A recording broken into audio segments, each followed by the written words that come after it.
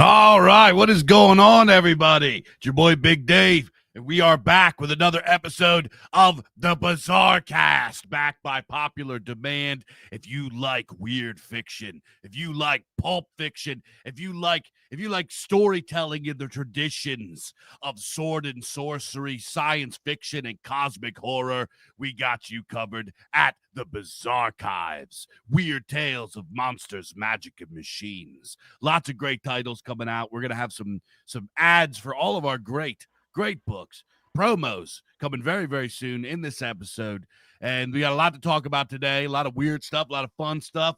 And we're going to talk about all your favorite things today. Probably not all of them, but 4 or 5 of your favorite things we're going to be digging into today. But Mr. Shane, how we doing? Oh, kicking it. Yeah, I got something for you. I want to show you something. Hit me with it.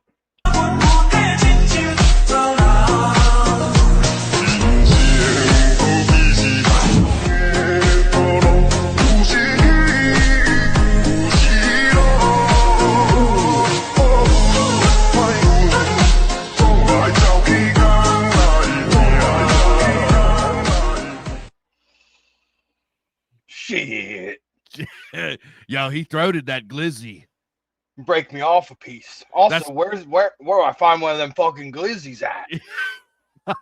That fish is the throat goat. Yeah. That wasn't a fucking glizzy. That was like a log of bologna. In Japan, they got these big old hot dog sausages. They're enormous. What's the name of that fish? I don't know. What kind of fish is that? Somebody in the comments, if it's a fish expert, a connoisseur of deep-throated walleye. Yeah. So he's like 60% bologna now. Yeah. So yeah, that's what I wanted to show you. I don't know why, but I thought it was funny, and that was something I wanted to show you. So anyway, guys, thank you everybody for tuning in. Back to the Bizarcast. We got some stuff we want to talk about. But Shay, what do you want to get into first? You want to talk about some music? You want to talk about some video games? What do you want to talk about first? So I'm going to be honest with you, bud. You sent me the topics for today, and I completely neglected that you said 70s rock. And I thought you said 70s movies, and I prepared like an entire episode's worth of commentary on 70s movies. All right. Yo, let's do both. Let's do both. Yeah. Let's do it. All right. So what so let's knock out the music. Let's start with the music, and then we'll get into the movies. Yeah, see, 70s music is not my strong suit. This is not like an era of music that jives with me real well. Yeah, but that's what I was about to go into it, because somebody recommended it. They said, "Hey, Dave, give us the deep cuts." Or it was like, "Yo, Dave, do a what do you think are the best bands of the 70s?" Because we did a whole episode on Culture Dads of what we call the modern golden age of entertainment. Right? We pinned the golden age from 1975 to 1995, because in that time span we get like everything great, and everything that we like today that is newer is informed by the stuff that comes out of this era. You get everything from all of the greatest films, all of the best bands, all of the best everything comes out during this time. This video games comes out, and obviously. Age of the OG. Now, obviously, there's stuff that came out before. I like quite a few, bits of literature and art movements that are pre this 1900s, right? I love a lot of stuff from the 1930s and 20s. I love a lot of stuff, a lot of the early supernatural fiction that was coming out in the 1800s. This stuff is all fantastic.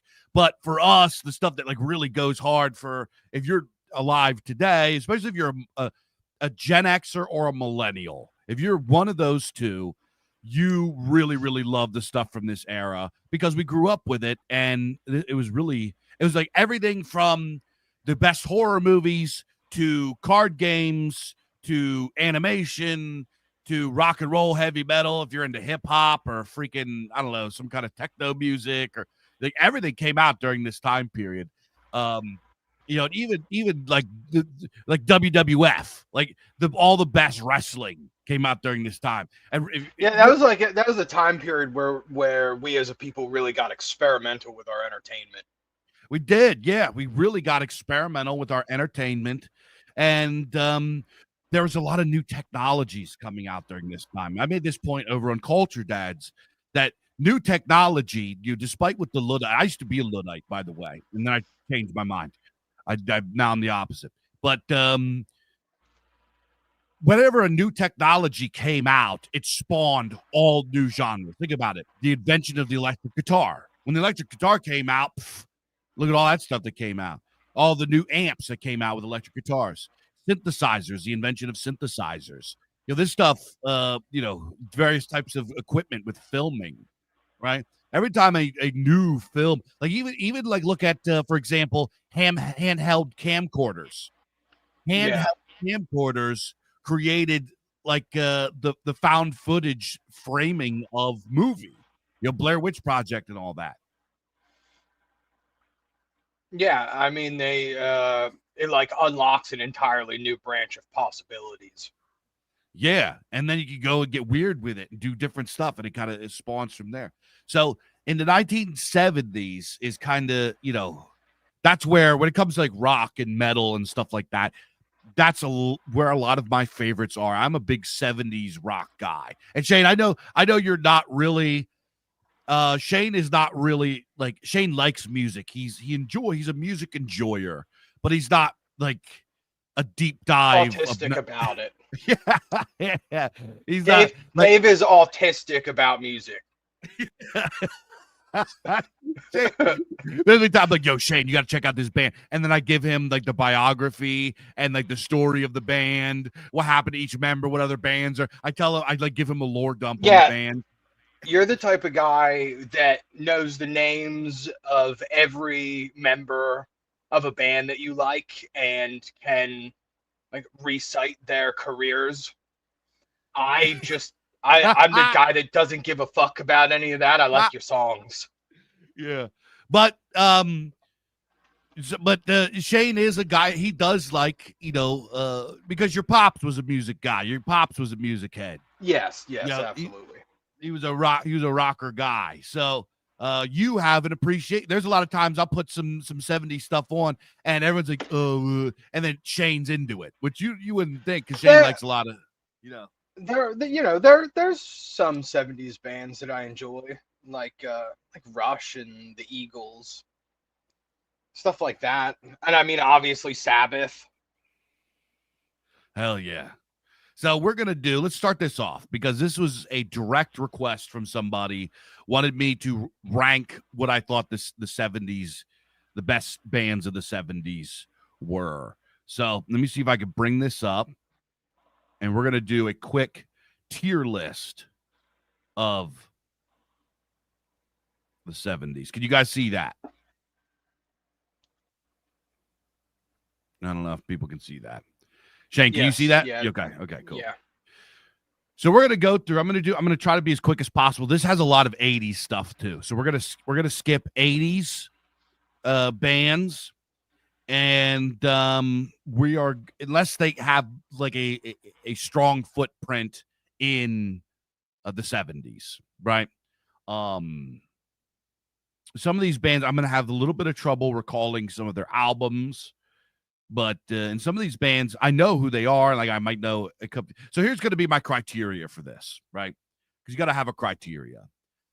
My criteria, one, is just going to be personal bias and taste, and Shane's personal bias and taste. If it's like this band, we just love this band fucks, it's going at the top. But there's going to be times that I'm like, this isn't a band that I really like. I'm not really into it. But I know that they're influential, whatever, and I'm going to try to put them as high as I can go. Even if I don't like them, I'm going to stick them up. I'm going to try to be as fair as possible while also being biased. But we're going to do that. And I'm going to judge bands based on banger albums, right? How many banger albums do they have? How many albums do they have that are just front-to-back bangers versus hits, where they like one hit, two, three hit wonders, and then like, that's it. how deep is their catalog? XYZ is kind of gonna what I'm gonna longevity. I think whatever. But anyways, we're gonna get started here. The first band on the list is 38 Special. I can't remember what's they have a few hit songs. I can't remember what they are. I've never heard of this band. Yeah, I can't remember what their hits were. Probably should have looked it up. You can't like talk to me about 70s music and then like come out the gate with the obscure shit. They're not obscure. They were big hits on the radio, but I'm not sure if they had any like real banger albums. So let's put them. I'm gonna put 38 Special in E, like just generic, whatever. We got 10cc. I don't even know who that is. Allman Brothers Band. So Allman Brothers Band, Allman Brothers. Yeah. Allman Brothers has a lot of good songs. I am not a big fan of them. I know they're Midnight Rider. I know Whipping Post. I know they got some good songs. I don't know if they have a really deep, good catalog. I do know they broke up and Greg Allman went to do his solo stuff or whatever. I don't know. I don't really mess with them that much, but I know some people really like them. I'm going to put Allman Brothers at C. AC/DC. So AC/DC, what do you say, Shane? I'm not a fan of AC/DC. I grew up forced to listen to a lot of AC/DC. They don't really do it for me. But I recognize they're really popular, and they probably paved the way for some modern rock. I'd throw them in there around C. I would put them up. I'm going to bump them up a little higher, and I'll tell you why. So AC/DC is a band that, first of all, my personal preference is the Bon Scott era is the best era. After that, when you get into Back in Black and afterwards, it falls off. I know that Back in Black is like their most popular album, but the Bon Scott era, Long Way to the Top if you want to rock and roll, the riffage, the solos, just the drive of it. It was original. It went hard. It was like garage rock cranked up. They were an electric. They did straightforward, nothing fancy. They weren't a prog rock band. They were just kick-ass blues rock and roll band. And they were very, very influential. So I'm going to put AC/DC at a B. I'm going to skip America because I don't even remember this. Aerosmith. Here's one. Aerosmith. I don't like Aerosmith at all. I think Aerosmith is overrated, but there's a lot of people that really love their early albums. So, Aerosmith is not like a genre of music that I care for, but the man can fucking sing. I'll give him that. Yeah. I put him next to AC/DC. I mean, they're kind of like on par in my mind. Yeah, there's some Aerosmith fans that swear their early albums are really transcendent. I've never really dug into them, that catalog, but I'm going to trust the guys out there that say Aerosmith is all that. So, if you have fans that are really about you like that, I got to give them some. So I can't even read what some of the Bryan Adams isn't even a rock band. I don't know what ARS is. The Animals. So the Animals have like 3 songs that I know that are good. You have House of the Rising Sun. You have whatever.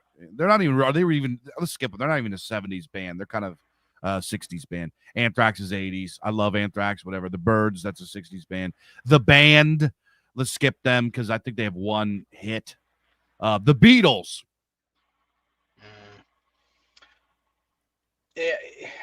I mean, they influenced like an entire new era. They may be perhaps the most influential band on this list. Well, I don't like that. They're not. Don't get me wrong. They're not my cup of tea. Like, I don't really fuck with the Beatles, but they changed shit. I think they get jerked off a lot. They do. They for sure do. All right. I guess we have to put them up high. I don't like any of this. I've heard of like tons of Beatles. I haven't heard a single Beatles song that I like. And because of that, I'm putting them at B. That's fine. Yeah. I don't think they're S tier.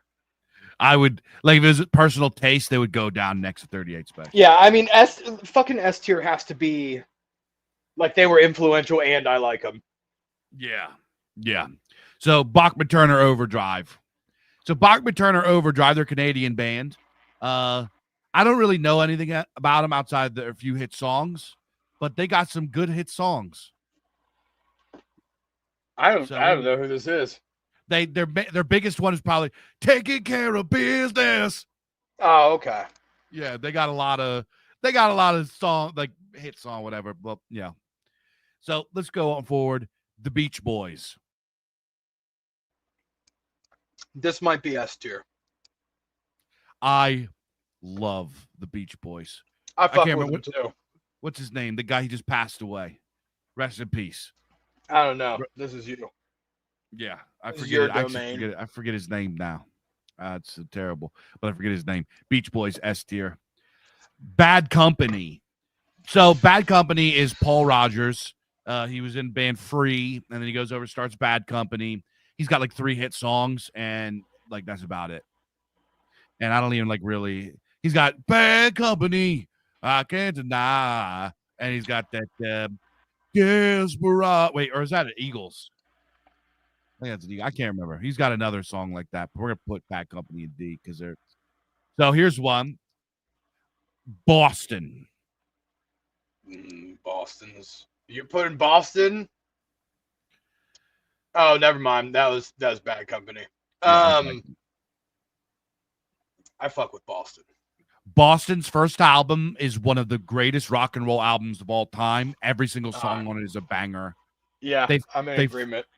They fall off a little bit after their first album, but they got some good songs later on. They never suck, but their first album is like a freaking gem.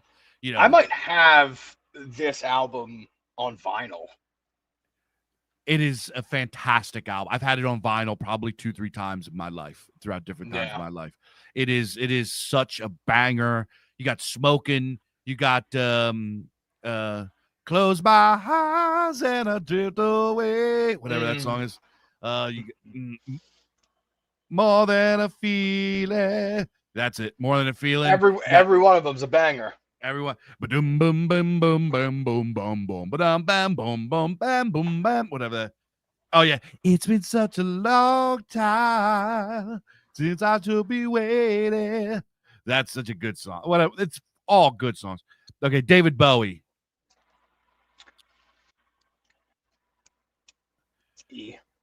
I'm not a Bowie guy. He's really weird and creative, and there's people that really love him and all that stuff. I don't know. I'm not a Bowie guy. I think I don't know.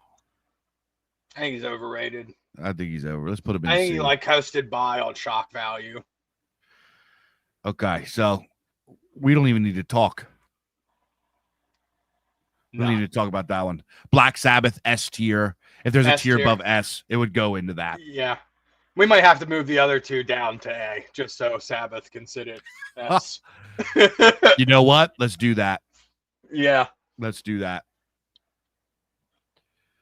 So, Jeff Beck. Jeff Beck is a fantastic guitar player. I've never really gotten really into his music. It's not really my thing, but he is fantastic. Fantastic musician, fantastic guitar player. I'll put him at B. Then we got Pat Benatar. Oh, I like Pat Benatar. Yeah. Pat, she's got great. My dad is a huge Pat Benatar fan. So we're going to put her, I can't put her on the level of AC/DC.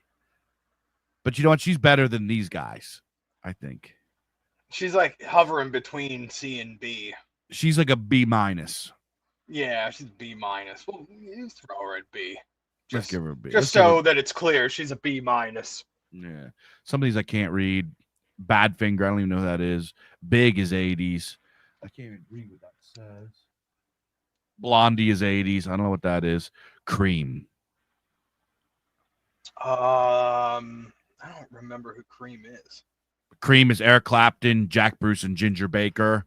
They did Sunshine of Your Love. They did Politician. They did White Room. They did freaking Tales of Brave Ulysses. Okay.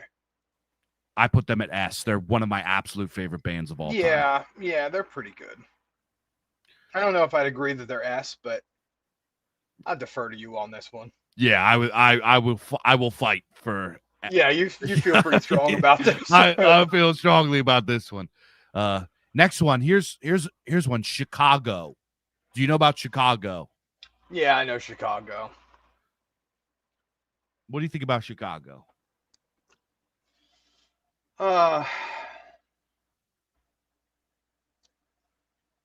say like C tier. I'm gonna bump them up. I think they belong. Yeah. I might put them in A because Chicago 3, Chicago 4, they have so many good songs and good music. They're a fantastic band. I don't like them as much as Boston and Beach Boys, but I would put them. They'd be like B+. They would go above all these. They would be B+. Yeah, throw them in there.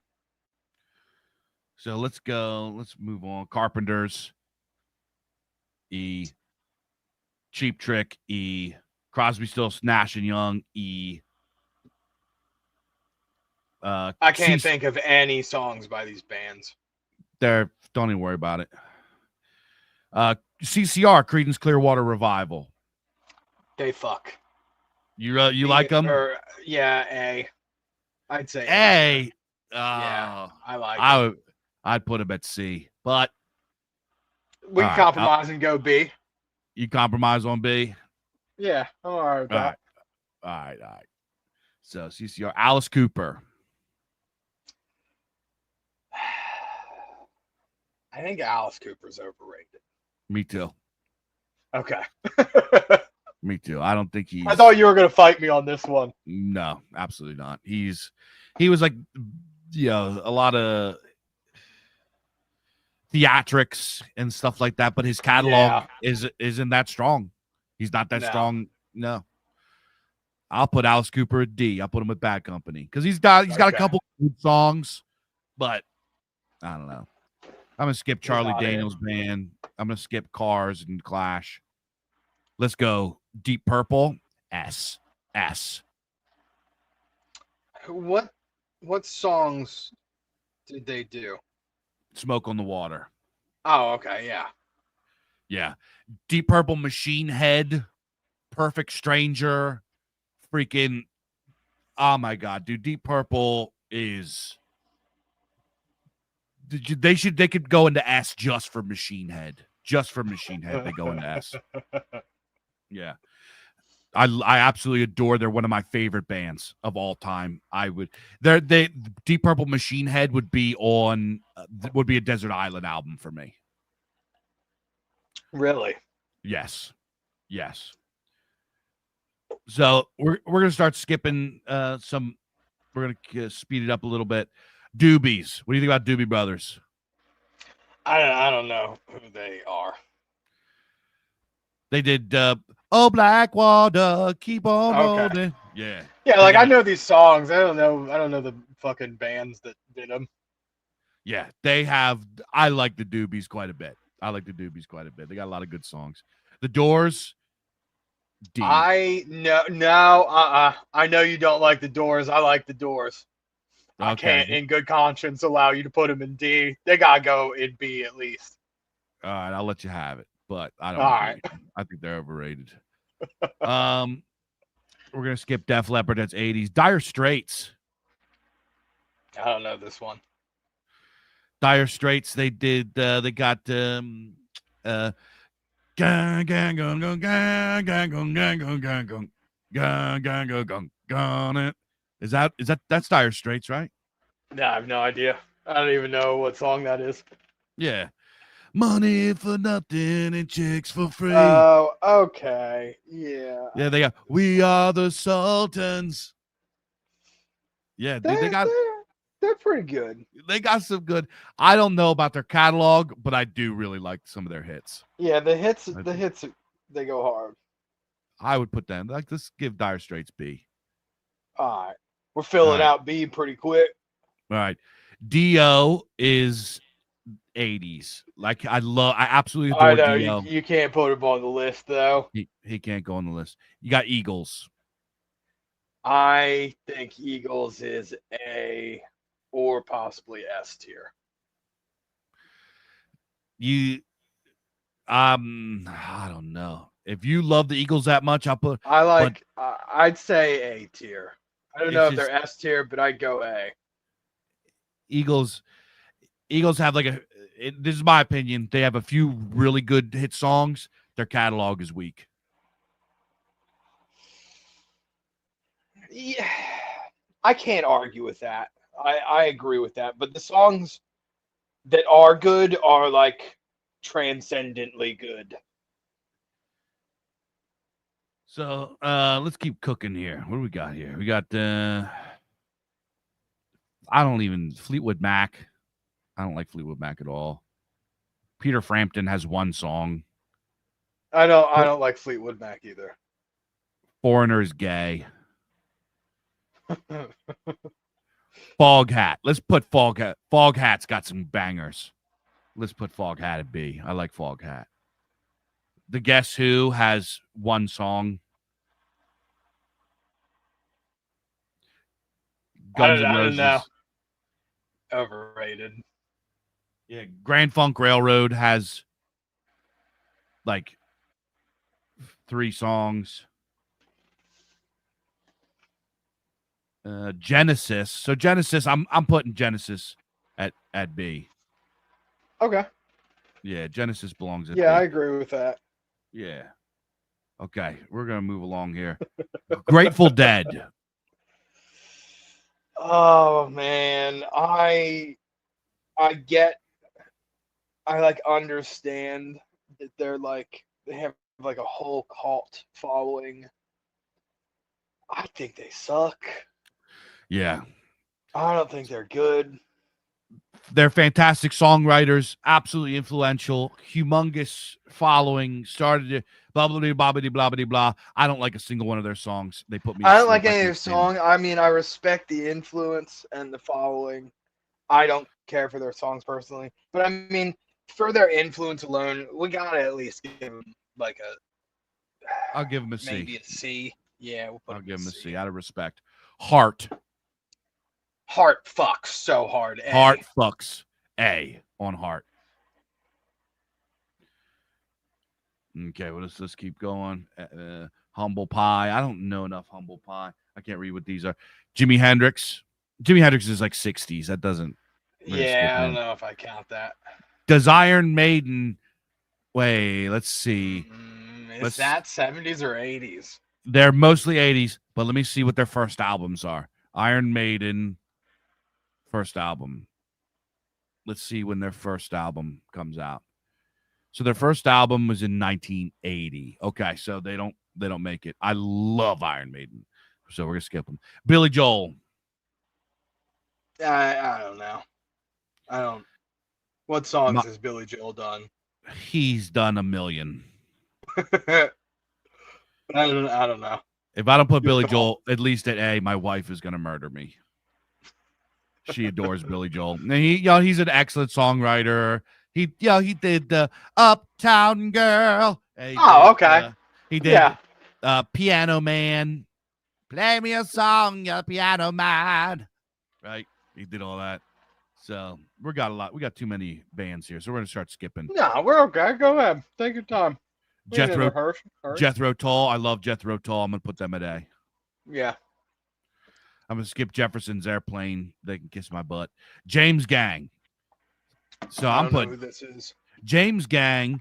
So as an Eagles fan, you should know James Gang was what's his name? Freaking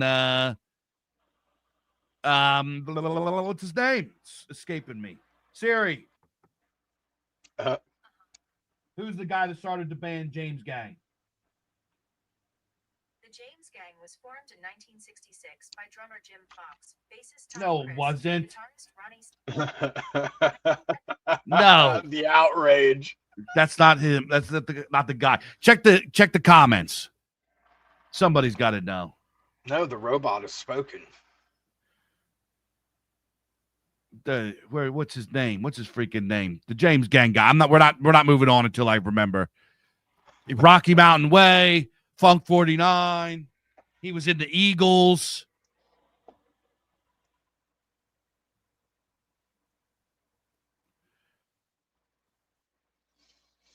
I don't know, bud. What's his freaking Joe Walsh? There you go. This is Joe Walsh. This is your fucking area of expertise here, bud. I know, I'm fucking up. So Joe Walsh is an excellent songwriter, great guitarist, so many great songs. I'm gonna put him up there. We skipped Jimi Hendrix. Did we? Yeah, we skipped Jimi Hendrix. I don't really care about Hendrix all that much. Me neither. He's influential. XYZ. C. Sorry, Jimmy. C tier. Yeah. So, Journey. I like Journey. I like my Journey. favorite, but I like them. Let's say B. They have a ton of bangers. We can't, Yeah. they're kind of gay. They're overplayed, but you just can't. So here's one. Judas Priest. S. All right. Yeah, I'm okay with that. And I put him in A, but I'm all right with that. So their 70s albums, you got Rockarola, and most importantly, you get Sad Wings of Destiny, which is one of the most important hard rock heavy metal albums of all time. It introduced so much stuff. It's like a proto metal album. It's not very heavy yet, but you hear Rob Halford in his youth, in his prime, vocals like nobody else had at the time. It was incredible, except maybe Ian Gillan and David Byron from Uriah Heep. So let's keep cooking. I'm going to skip all these guys. Let's skip Elton John and Joan Jett. I don't even want to talk about them. Janis Joplin can kiss my balls. Kiss. I fucking kind of despise Kiss. Wrong. Kiss fucks.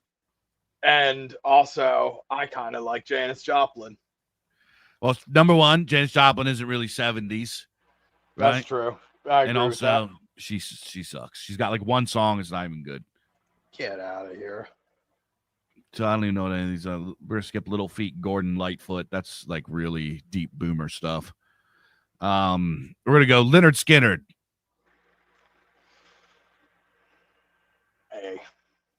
A. I'd say B. Here's the thing. No, listen. Here's the thing, right? I don't really care for them that much, but I don't actively dislike them, and they were pretty influential too. People love Leonard Skinner. Oh, we got a wild card here. Yeah, we got John Smith, $4.99 says Journey to S tier. Sorry, we got to move it up. Bump it up. He's going up. Where's Journey at? You've just set a precedent. Yep. Journey goes to S tier. Bump it up. There you go, John Smith. You know what? Hey, Journey. Lying beside you here in the dark. Yeah. Like they got some of their songs like really. I can't tell you how many, like there's probably so many dudes in the 70s that like got the laid pipe to that song. Yeah. There's so many dudes. Stretched some inches. Yeah, they were piping. They were laying pipe with that. So freaking what's his balls? Who's this Steve Perry? He does have a magnificent voice. Yeah, fucking even angelic.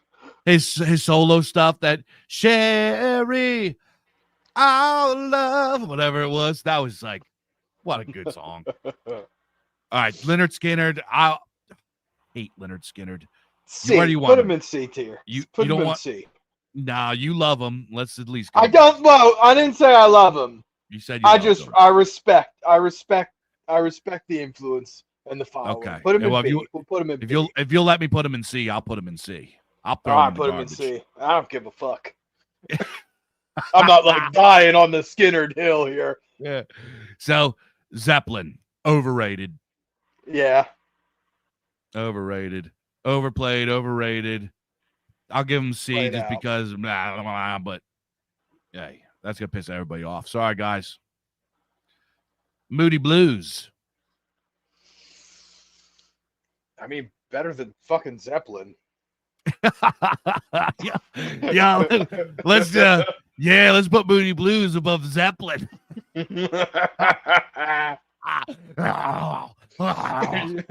Wrecked. I can't. Manfred Mann's Earth Band. Come on, you got one song, dude. You got I don't even know what that says. John Mellencamp. John Mellencamp. Yeah, Johnny Cougar, John Mellencamp. You know who John Mellencamp is?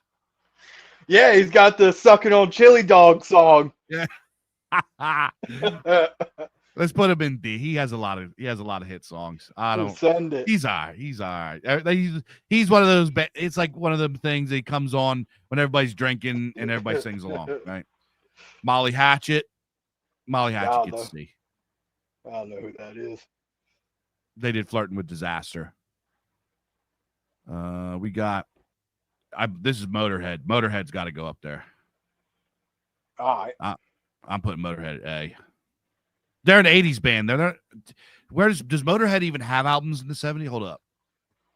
What was their first album? Motorhead first album. 1977. Okay. Okay. So Motorhead. Wow, I didn't know they were that long. What's this? I don't even know who this is. I can't really tell who that is. I can't really tell. Oh, is that Mountain? Yeah. I will put Mountain above S if I could. I don't even know who this is. Mississippi Queen. Yeah. I have the control of the computer, so. I love that. You got nobody can stop me on that. Yeah. Oh yeah. Yeah. Marshall Tucker Band. No idea. They did Can't You See What That Woman She's Been Doing to Me? B. And he did the Hurting Love Song. Yeah. Oh, didn't they also do Play Me Some Mountain Music just like a grandma used to play? They had some good songs. We'll give them B. They're good. I wonder how many like sound bites of you singing have happened in this episode so far. Probably at least 8. Way more than 8. We got the Nuge, Ted Nugent. Oh, fucking at least A. Yeah, we're gonna put the Nuge up there. We're gonna give the Nuge his flowers. He's got Did people only know Cat Scratch Fever and Stranglehold? He's got so many good songs. He wrote hits, dude. Freaking. And also, like individually, he as a person fucks real hard. He went on during one of his live streams on Facebook years back. I said something about Israel, critical of Israel, and he liked it. And I screen capped it and sent it to my dad. My dad is like the biggest Nugent fan. I love that so much. Yeah, but Nuge, dude, Wango Tango, Wang Dang, Sweet Poon Tang, Dog Eat Dog, freaking, dude, he's got so many. Oh, I don't know about that one. What? Meatloaf? Well, hold on, wait. Did you just move Meatloaf? No, I didn't touch Meatloaf yet. All right, we'll get to Meatloaf in a second. I'm talking about the dono we just got. Oh, hold up.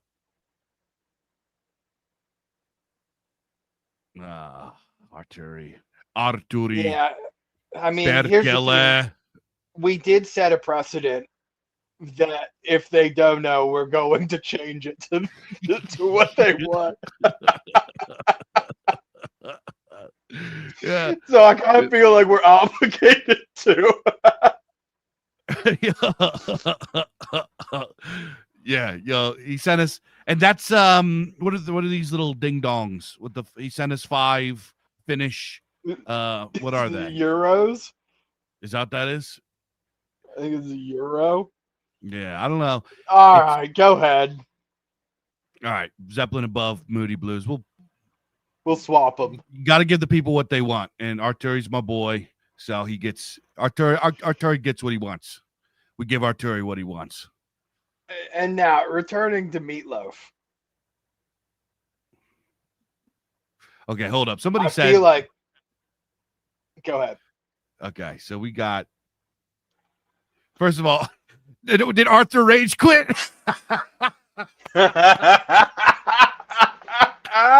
Arthur, come back, bub.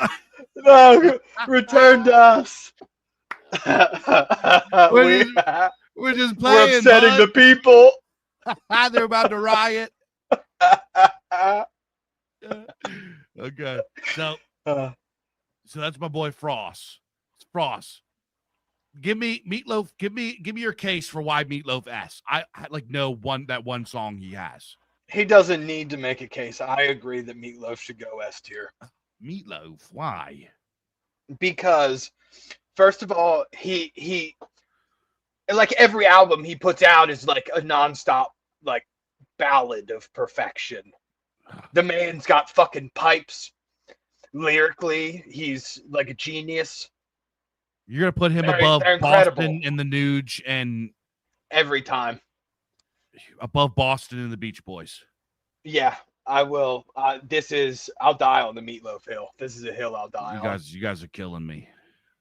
Meatloaf is equal to Black Sabbath. Meatloaf is equal to Black Sabbath. You guys are out of your fucking minds. All right, I'll let you have it. I don't like it, but I'll concede. I gotta have one. So here's one. Van Morrison. I know one song from Van Morrison, but you know what? My one buddy, one of my best buds, rest in peace, his old man, Big Bill, was a Van Morrison maniac to the point that he would tell you Van Morrison is the greatest American singer-songwriter of all time, and if you disagreed, he would get mad. He would actually get mad at you if you disagreed, and he would make you sit down and watch Van Morrison live on Laserdisc. That's insane. I'd flat out refuse to do that. So, in honor of both Big Bill and my brother that passed away, we're gonna give him B, because if I pass over him, Big Bill's gonna come haunt me. All right, let's keep cooking here. We got a lot to get through. We're getting to the end here, guys. Love it. We skip through all this. Night Ranger. I don't even know what that is. I can't read that. Ozzy isn't 70s. I can't read that. I don't know who this guy is. The Police. I don't have an opinion on the Police. Police. Let's say I don't know for Police. There's some people that love them. I don't know. Alan Parsons Project. We're going to put them. I have no idea. They have some good music. Alan Parsons Project. We're going to put them at C. That's going to piss. There's going to be some old heads in the chat. They're like, what the fuck? They're going to hate it. Pink Floyd. I like Pink Floyd. And also, I feel like they changed things. They're so unique. Their sound is so unique for the era. I really feel like they kind of made their own thing. I'd put Floyd in A. Really? I give him S. You know, S? Yeah, I'm okay with S. Yeah, let's go. Let's I just didn't think you were gonna. I didn't think you'd put them on par with Sabbath. They're not. They're like an S minus. Okay. They're S minus. I wish there was a G for an E. It would be like if there's F and then G. I wish there was a G category to put Queen for gay. Because Queen is fucking gay. I'm ETA. skipping REM. Rush. S. S tier. Fight me. Rainbow. S. Fight me. I don't know who Rainbow is. Wait, where did Rainbow go? Did I just drop him? Did I just lose Rainbow? Where's Rainbow? Where'd they go? No. I lost Rainbow. What the heck? How'd that happen? There they are. Okay, I found him. Rainbow. Richie Blackmore, Dio. Forget about it. That's one of the best bands ever. Okay, I don't know what these guys are. What's that? I can't read that. Rolling Stones. Overrated. We'll give them D just because they have a lot of hit songs and a lot of people really love them, but extremely overrated. We're gonna skip this. Steppenwolf. We're gonna skip all that. Yeah, I would also put Bruce Springsteen in G because Bruce Springsteen is gay. Okay. Styx is pretty good. I'm gonna put Styx in B. Yeah. We got a lot of good songs. I'm gonna skip Cat Stevens. What's that? Steely Dan. I think I know one song by them. I'm gonna skip them. Santana has to go up there. We're gonna give Santana's gotta go A. I love Santana. Okay, who do we got? We got Supertramp. I only know their one song, but I really like it. B. Yeah. Got the bloody right to say. I just lost them. There they are. Let's give Supertramp B. Just because that one song fucks. All right, you got the Scorpions. S. Send it. Scorpions S.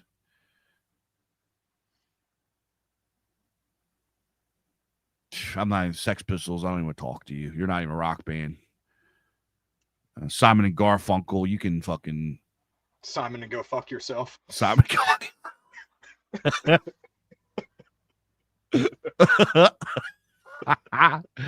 10 years after, we're skipping that. We're skipping everybody. T-Rex. Whoa. Motherfuckers love T-Rex. Yeah. Where's T-Rex at? We just missed. I just dropped him. Sorry, he's gone. What'd you want to say? You wanted to get Thin Lizzy? No. I'm watching you on the delayed video, the live stream on YouTube, and I thought you were skipping over something, but you didn't get to it yet. Yeah.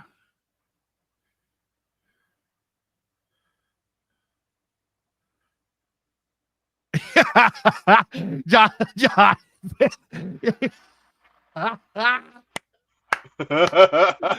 My man, Pots and Pants. The only Journey song he's ever listened. He paid $5. I love that. I love this guy. My man's making fucking moves over here. Yeah, he's just out here flexing. I love it. So I'm gonna skip Toto and Three Dog Night. Let's go to Uriah Heep, which I will like as like S plus for me. I agree with that. UFO. I think UFO. I don't know who that is. Goes. There's so many like bands on here I've never Let's heard give them of. A because I don't love them as much as these guys up here. UFO was Michael Schenker. Michael Schenker is the guitar player from Scorpions. His band before Scorpions was UFO, which was a 70's band. He was in for a few albums. First one that he was in was Phenomenon, and the last one he was on was what was it called? Obsession. It had like something like that. And then there's an album in between had the song Love to Love on it. It's called like Night something. I can't remember. But there's a lot of good UFO songs. What is it? Rock Bottom, Doctor. Lots of good UFO songs. UFO is very, very good. I don't even know why this U2. I hate U2 with like all. I fucking hate him too.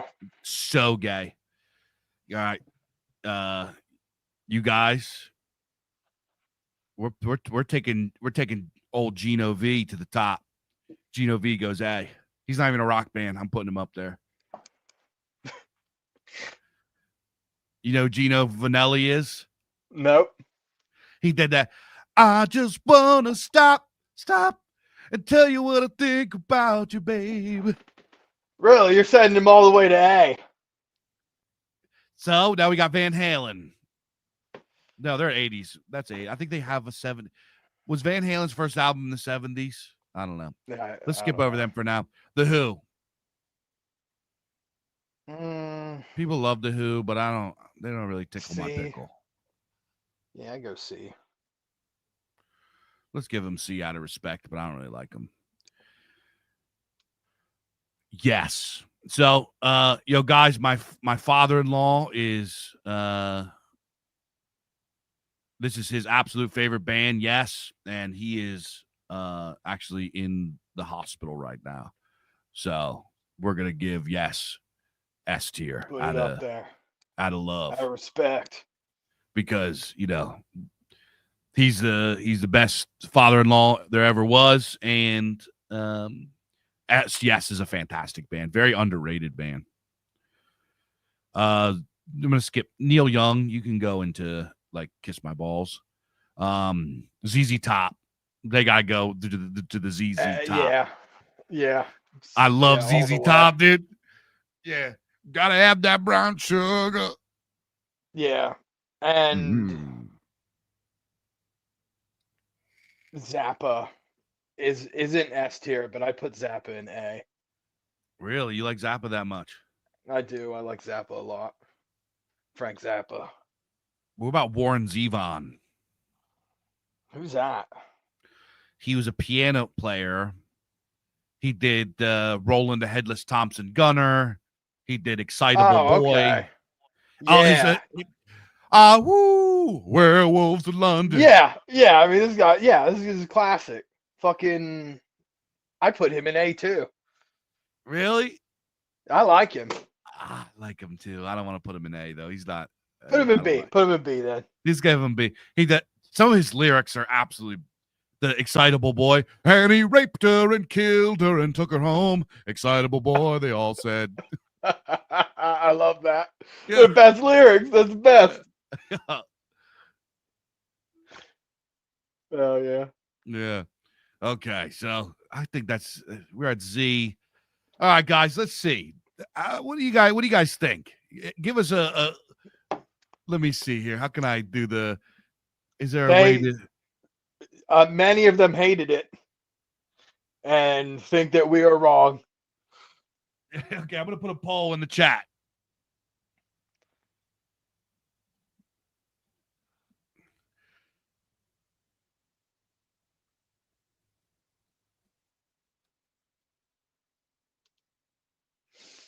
Hate it. Illuminati says hates it.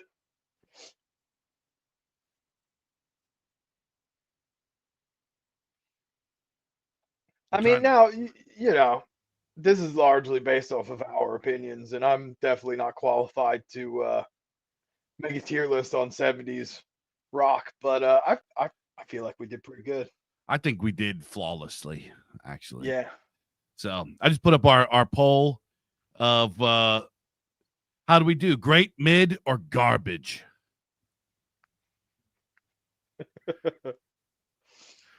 All right, we'll check in. 100% garbage. Yo, Lumi, why do you hate it? What's wrong? I put Judas Priest in S. Judas Priest was in S.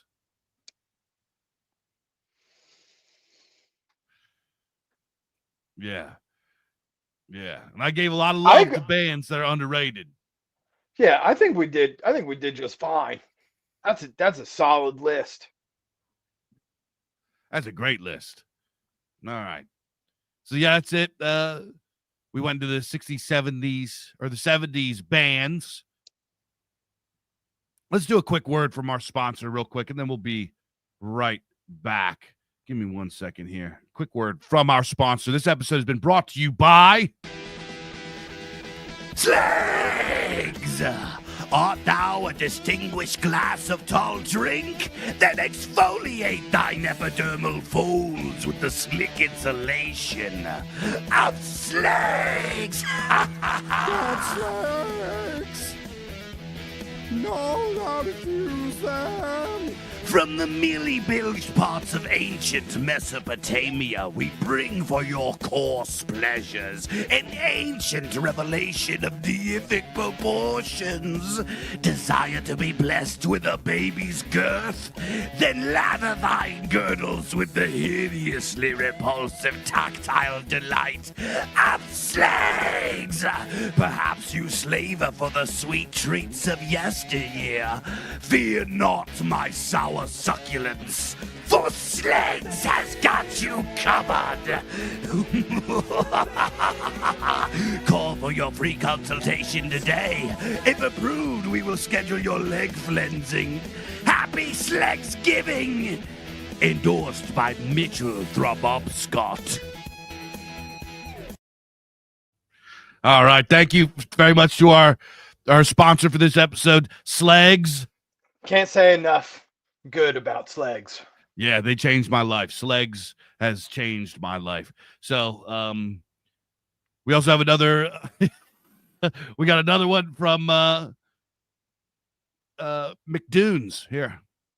Hamburger, hamburger, hum. Hamburger, hamburger, hamburger, hum.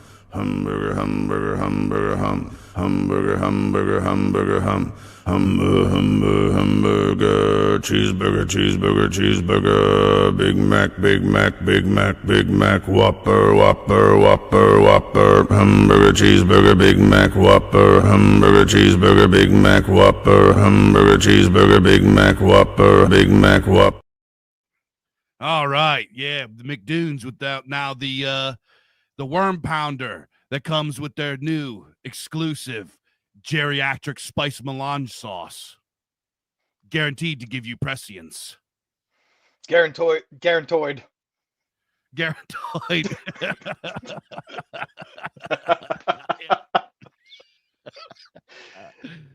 It'll milk your saliva glands. Oh, H is for heretic. Gave us $2. Thank you, H. No Blue Oyster Cult equals garbage. That's, you know what? I would have put Blue Oyster Cult S tier. I would have put Blue Oyster Cult S tier. It did not appear on the list. So Blue Oyster Cult for me is S tier. So anyway, what's up next on the Iteria? Is that what it's called? The Iterian? The Iterium? I think you combined criteria and oh God. Itinerary. What's on the itinerarium? Well, I mean, we could talk about some 70s movies, or we could do video games. Yeah, let's do which one do you want to do? Let's go over to some 70s movies, and then we'll wrap up our 70s portion, and then we'll go over to some Vidja. What do you think? What do you guys think? Sound good? 9 in the chat if that sounds good. 9 in the chat. All right. So, Shane, what made 70s movies different? Well, I think there was kind of a large jump in like cinematography technology that really complemented the how we were discussing. There was like this explosive renaissance in the like experimental entertainment, and the technology of the time really allowed people to explore that in film, if that makes sense. You know what I'm saying? Sure. Yeah, that's 1970s is when you start getting stuff like Technicolor, and they start getting some better type of celluloid, like the better type of film. You start getting better cameras. You start getting better technology as a whole in the 70s. Also, this was like the dawning of like franchise greatness. I mean, this is like the birth of slasher films. Sci-fi really started taking off. Like genres were being defined in the 70s. Yeah, well, it's not to say that the 50s and especially the 60s had a lot of really good sci-fi stuff. Yeah, but that they didn't age as well as the 70s. yeah, it was refined in the 70s. So I sort of made like a brief list of some 70s movies that I really enjoyed. It's not a long list, but I kind of want to get your opinions on this brief list that I put together. Yeah, let's hear it. So, the original Halloween, John Carpenter's Halloween, Big time, is like that is the beginning of a franchise that endures today. Then, now I don't know if you're a Westerns guy, but I grew up watching Clint Eastwood, like spaghetti Westerns, and they hold a dear place in my heart. So I put The Outlaw Josie Wales on this list.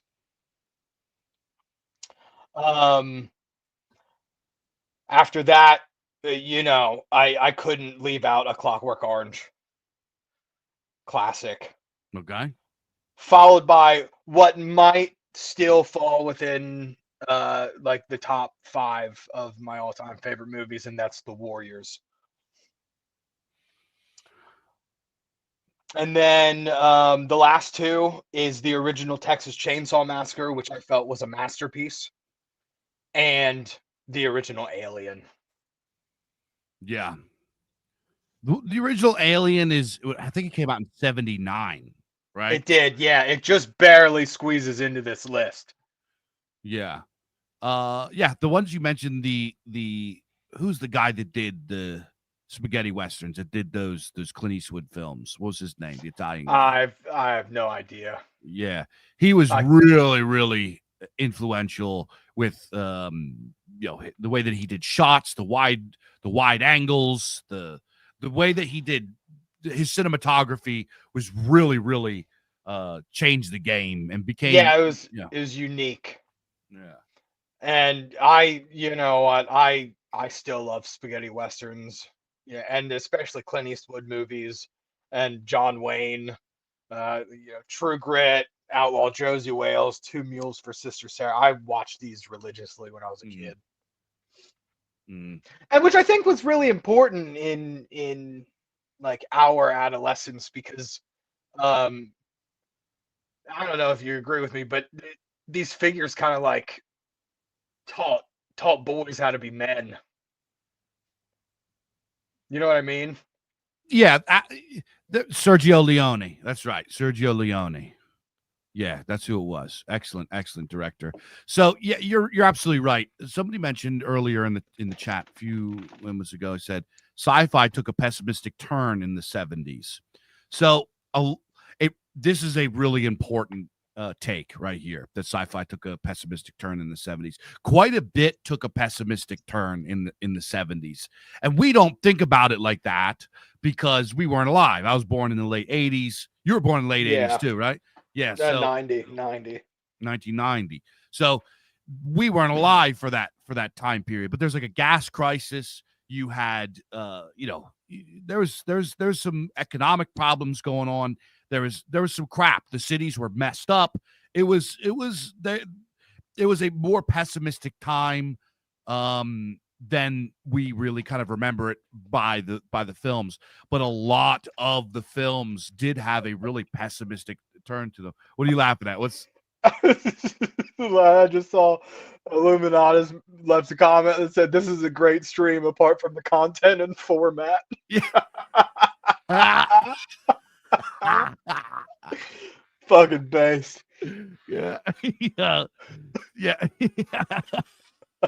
I love that one. I put it up on the screen earlier. Yeah. Killing it. Yeah. Yeah. The mouse says, Logan's Run, a boy and his dog, Zardoz. 70s did get very weird. Yeah. You get George Lucas's first film, THX 1138. That's another one that's of this. It's very dystopian. It's very pessimistic. I believe, did Death Wish come out in the 70s? Taxi Driver. Like these are pessimistic films. It wasn't until you get to the 80s that you start getting more optimism in the films.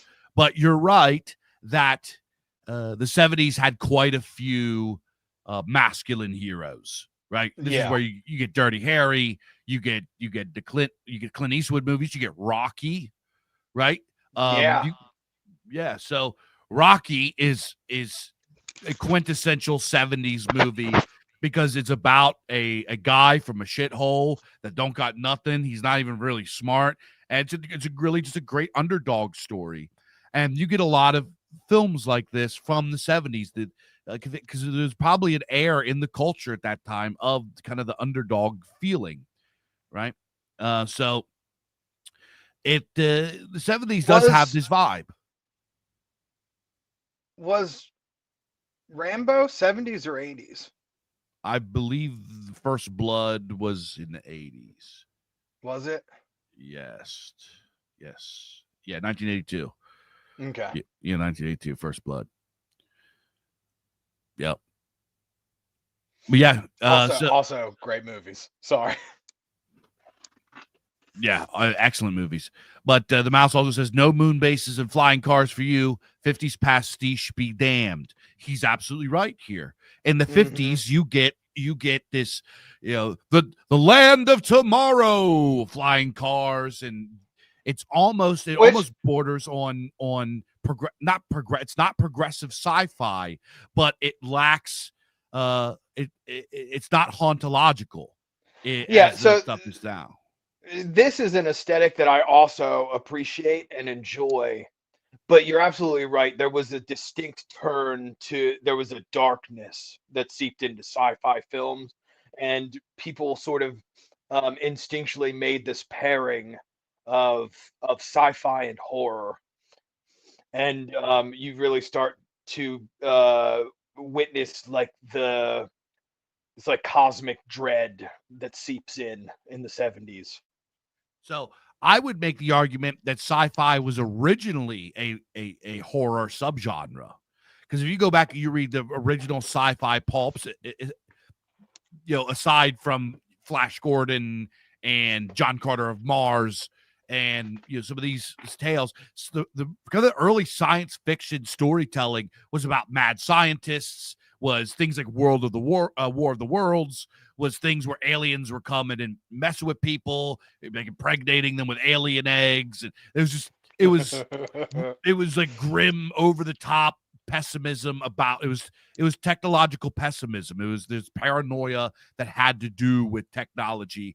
It was very there was an eschatology about it, which really doesn't get picked up until you get into the late 80s again with the cyberpunk genre, because you get through the 80s and 90s, you get Star Trek in I believe in the 60s and through the 70s, and the early Star Trek stuff was progressive sci-fi, which is something that I'm very against. I really don't care for Star Trek. I know that's probably not a take that people are going to enjoy, but it did not do it for me. Yeah, the mouse has some great takes here. He says sci-fi gets optimistic or pessimistic depending on what science is doing. Curing disease, utopia incoming. Making atom bombs, after the bomb scenario. I would say a lot of that is truthful, but science fiction, I think, is a little bit. It's not quite as subject to current, like the current thing. Science fiction as a whole is mythopoetic for us in modernity and post and hypermodernity, insofar as What is mythopoeticism? Like, what is mythopoetics is the story of creation, the story of beginning, the story of origins. That's why when we see fantasy, which is very mythopoetic, it has to do with swords and the beginning of time and the first people and the first ages and all this kind of stuff. And then later on, we have to talk about science fiction, because mythopoetics has to do with the eschatology of the people. And for these galaxy brain words, eschatology just means the origin, the beginning, and the end of a people or a person. It has to do with your creation and your doom. And this is what science fiction a lot of times is dressing with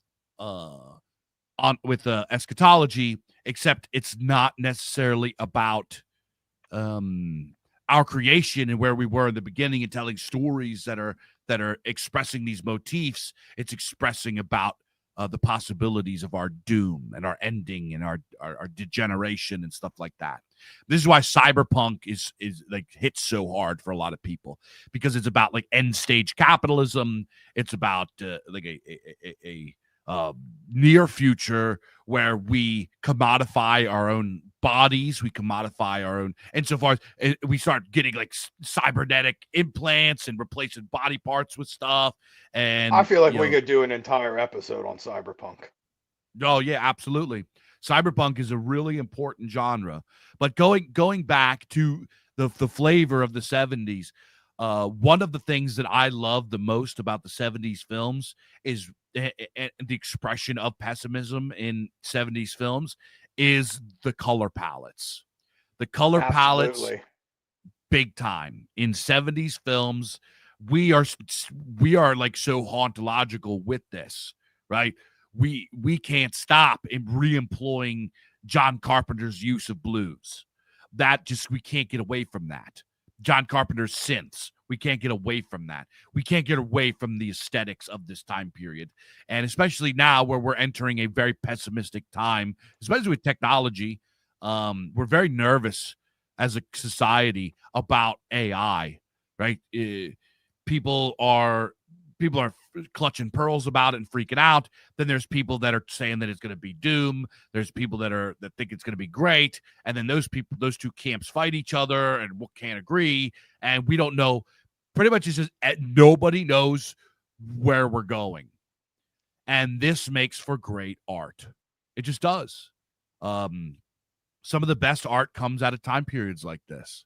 Like you mentioned, we were talking about the 70s and the nervousness that was around the 70s. And the art that comes out of there is the expression of people that didn't know where society or culture was going. Things were changing very rapidly for them. And, there's a lot of stuff like that. So no wonder so much great stuff comes out of the 70s with Westerns, with science fiction, with horror, especially. This is where, you get Texas Chainsaw Massacre, you get Amityville Horror, you get The Exorcist, you get Alien, you get The Omen. You get what's that Spielberg one? Poltergeist. You get I think Hellraiser. No, Hellraiser was 80s. Is Hellraiser the 80s? I'm pretty positive Hellraiser's 80s. But yeah, you get a lot of stuff. You get the what's that? The You're right. It was 80s. Yeah, what was that? Crap. I think it was a Kubrick film. Something 2000 or 3000 or I can't remember. I'm losing it. But yeah, Illuminati says Videodrome, Scanners, Reanimator. Those were I think those were 80s, weren't they? I think those were 80s films. I don't know. This is why I hate, like, let's do a 70s episode.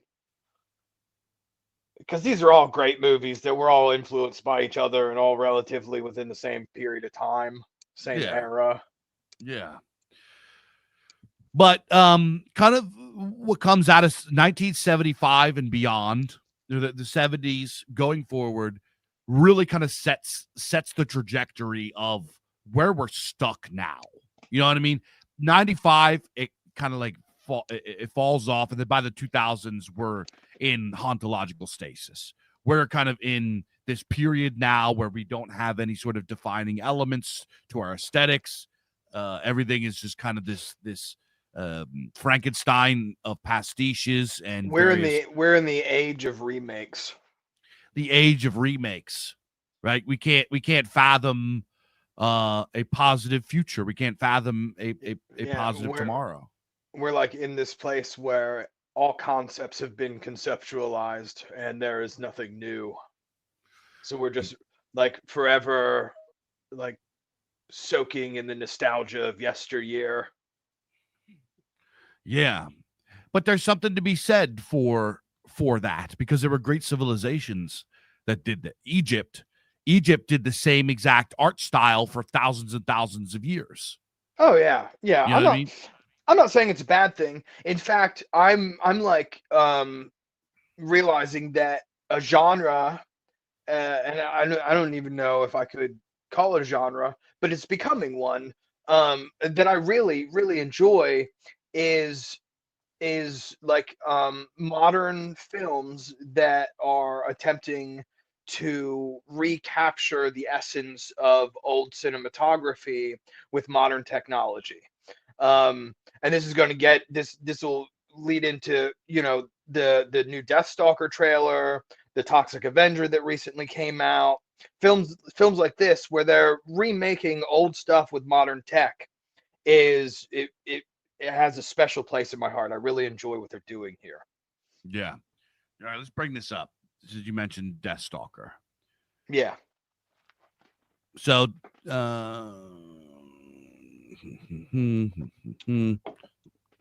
let me remove this.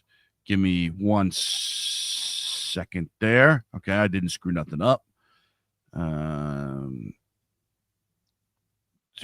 give me 1 second. I'm gonna bring up the DEATHSTALKER trailer, the new one. So for you guys that aren't familiar, do you want to do like the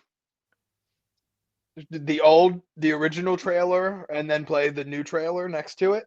Not next to it, but afterwards. Yeah, let's do that. Let's do that.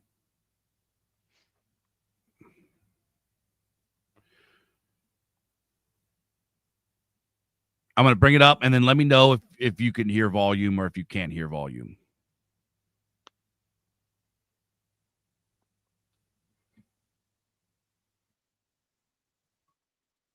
Journey to an age of great kingdoms.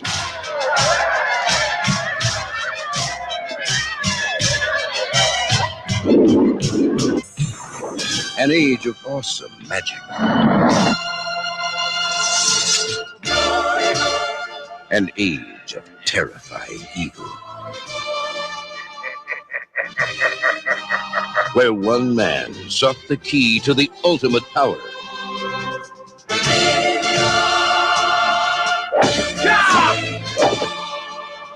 He was the man they called DEATHSTALKER. Reunite the three powers. You will be power.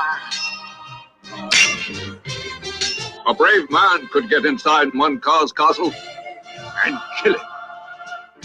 If he can capture the amulet of life, he will rule the world. But an evil wizard stands in his path. And to the victor, a beautiful princess.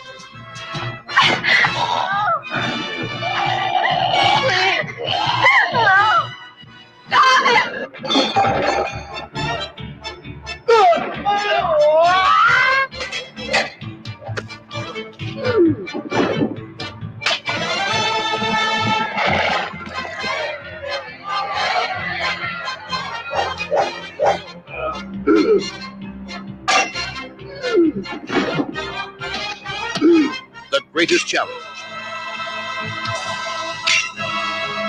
The greatest adventure. The most legendary hero of them all. The man they called DEATHSTALKER. The Last Great Warrior King. Starring Richard Hill and Bobby Bennett.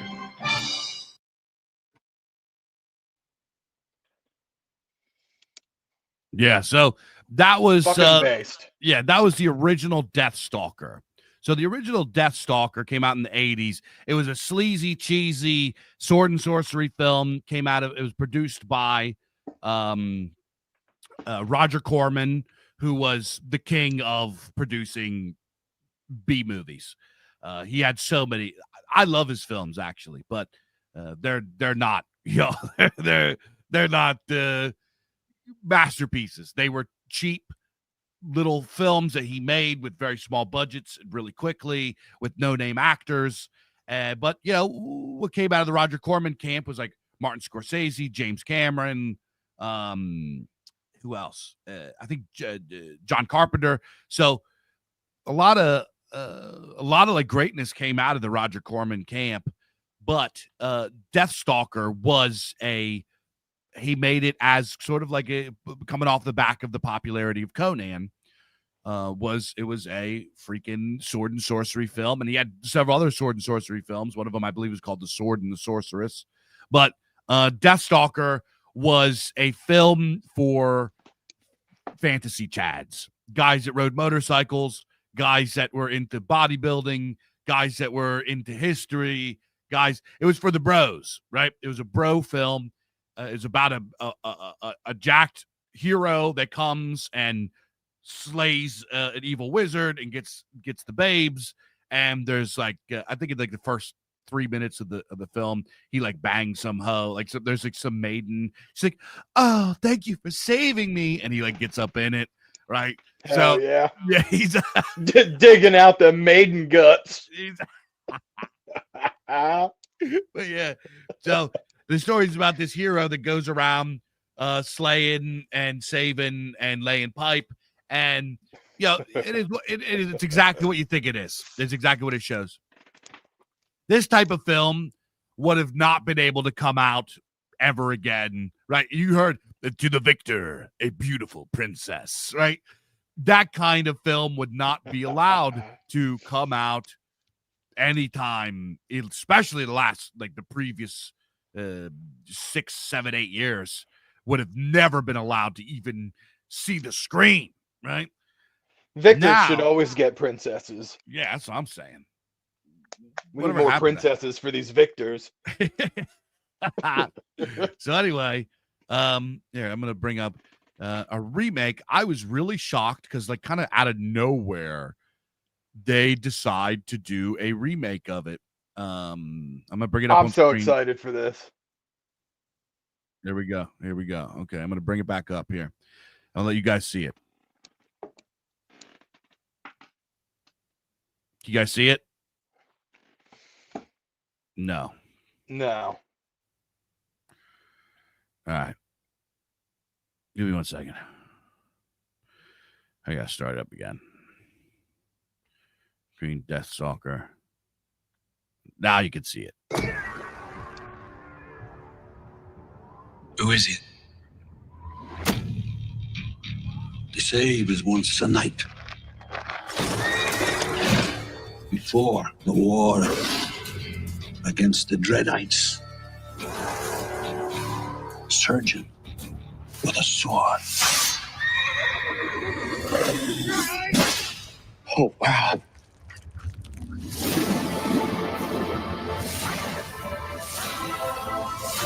He answers to only one name.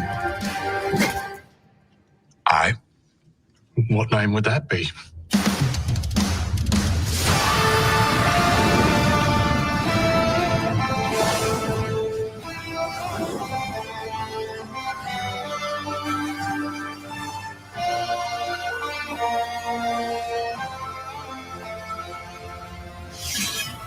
Deathstalker. My old friend. Come and get it.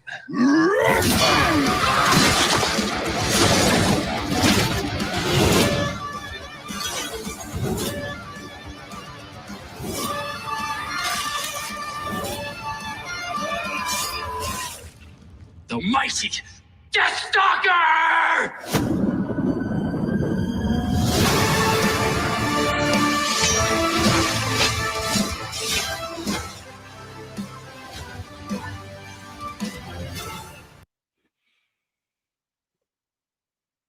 So yeah, that is CP Webster's here, our boy, Mr. Webster. What's going on? Welcome. So yeah, Deathstalker is, and I said this on Telegram. This is proof of something, right? So we go see the film, and just from the trailer, it looks like they're doing everything right. They're like, let's just give the people exactly what they want: practical effects, blood and guts, heroism, hype music, all this. Let's just give everybody what they want. And it's evidence of two things. One, that the bad guys who have been turning everything into filth have lost institutional power. They don't have the reach or the strength to stop something like this coming out.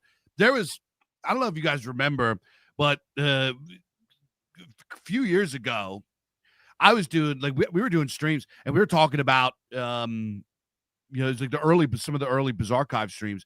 We're talking about, there's this movie that looks like it was going to come out, but the director got canceled, and now the movie's not coming out. And these were like little rinky-dink indie films that they were stopping from coming out. This is going to be in theaters. This is going to be in theaters. So this means that they have lost power, that the vibe shift has made it so that the weirdos can't stop these types of films from coming out. If we go see it, now I have some concerns, like whatever, but just from the trailer, it doesn't look like there's any pause. It doesn't look like there's any filth or garbage. It looks like they're doing what you could call fan service, and that means that we're back, right? It means we're back. One, and Frost says, yeah, they canceled during the time they canceled the Conan show. The Conan show. It's like the Amazon Harpy, whatever her name is, or the Netflix Harpy, one of those box frame glasses, comes in and we can't do this toxic masculinity, blah, blah, blah. They even knocked down Conan, right? Imagine the kind of money they would have made off of Conan. Not that long ago, they could stop Conan. Now they can't even stop Deathstalker, right? Deathstalker is not the level of Conan. So that means that. And another thing it means, and this is also really, really a big deal, is that it means that it's not just us being like me and Shane's era or Illuminatus and Mr. Webster's era that are looking for these films. This means that there is enough of Gen Z and younger that have discovered this type of media and want it. Yeah, that's something else that I've noticed, is that the nostalgia that we have is also being felt by the younger generations too. It's like culturally everyone's craving a return to these early aesthetics. Big time. And real quick, before we go on, I want to do a little promo here real quick.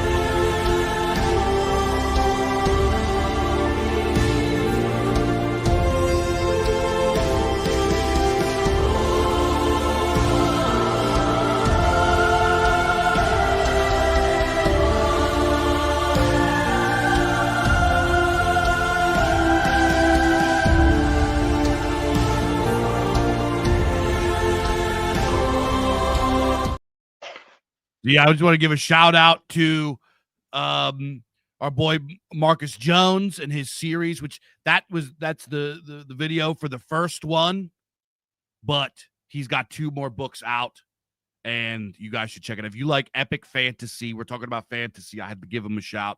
Marcus S. Jones, his series, The Chronicles of Heraldria. If you are a fan of epic fantasy, heroic fantasy, go get it.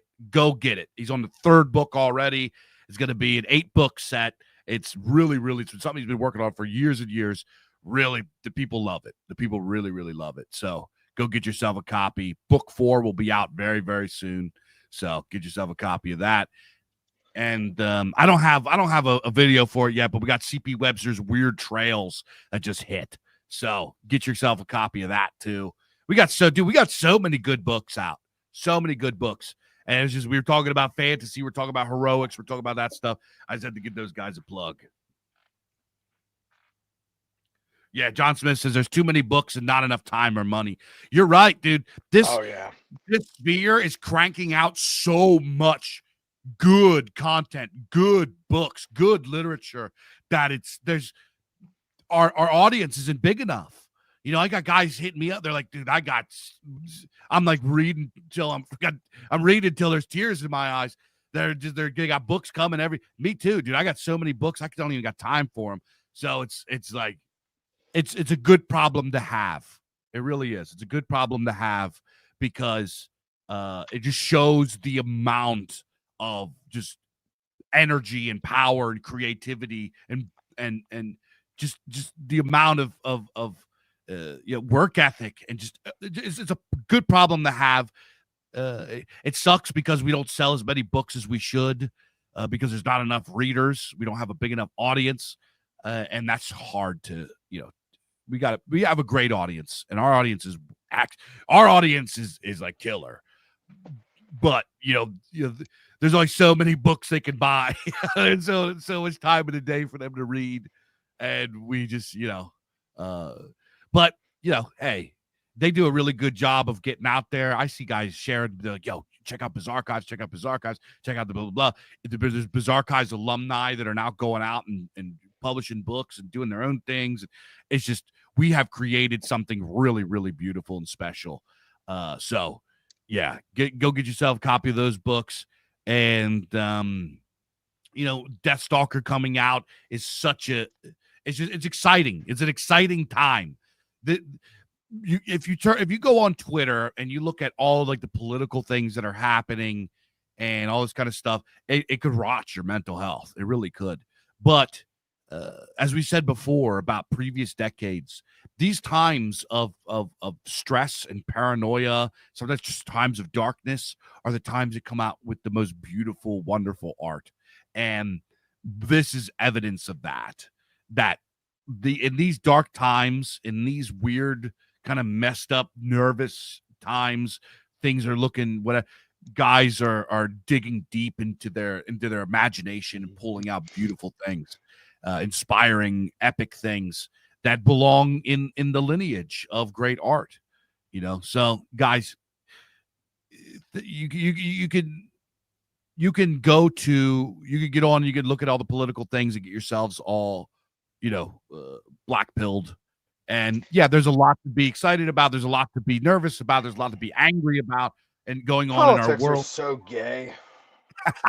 You politics are freaking so gay. Yeah. Don't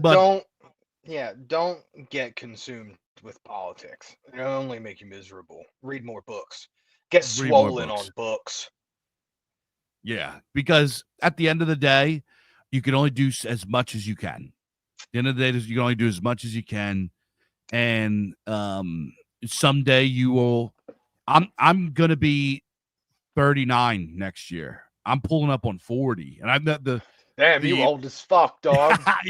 The seasoned veterans in the chat, the culture granddads in the chat are like 40. Ugh. Like, all right, little boy. Right, but to me, it's like, where did all that time go? It's like I'm coming up on 40. I've realized that time is moves very quickly, and Yeah. it brings into perspective the things that are really special and important, and how much power you actually have in this world. And you shouldn't spend too much time worrying about things you can't control. At the end of the day, following politics is mostly a hobby. And if you're going to have a hobby, at least have a hobby that brings you joy and imagination, because you're going to blink and you're going to be 40 years old. And then you're going to blink again. You're going to be an old man. Your kids are going to be grown up, right? It happens that fast. So nobody on their deathbed wishes that they shit posted more about politics or wishes that they made more money. People that are on their deathbed say that they wish they spent more time with their family and did more things that made them happy, right? So art and beauty and weirdness and imagination makes us happy. It brings us. This is getting weird and poignant. Why? No. It's just such a hard shift in the fucking mood. Yeah. Like, hell yeah, Deathstalker remake, and then it's just like politics suck and life goes so fast, and then you're dead and you're looking back wondering where time went.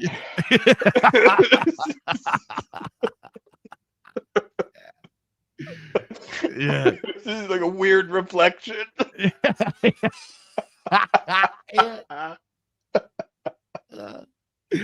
Yeah. Shane is how old am I? 35? Yeah, you're 35. 35 is how Getting old old. Shane is. You're getting old, bud. You're getting old. I'm getting old. I found a gray hair in my beard the other day. Fuck you. Most of my beard is gray hair. I don't even want to hear it. Yeah. Yeah.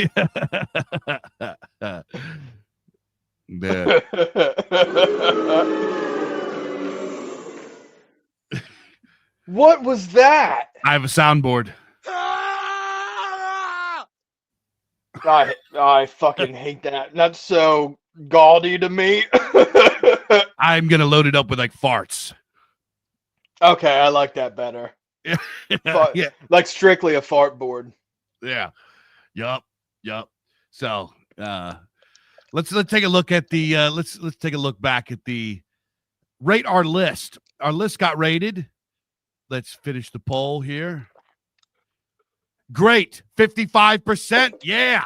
Mid 30%. Yeah. And garbage. Only 15% thought our list Suck was it, garbage. naysayers. Suck it, knave. From stem to stern, suck it.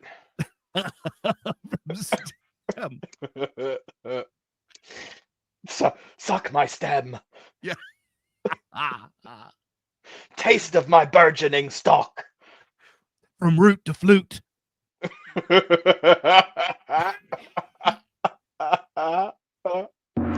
My flesh root. Is that a gong? Gong. Ah, it's so jarring. Yeah.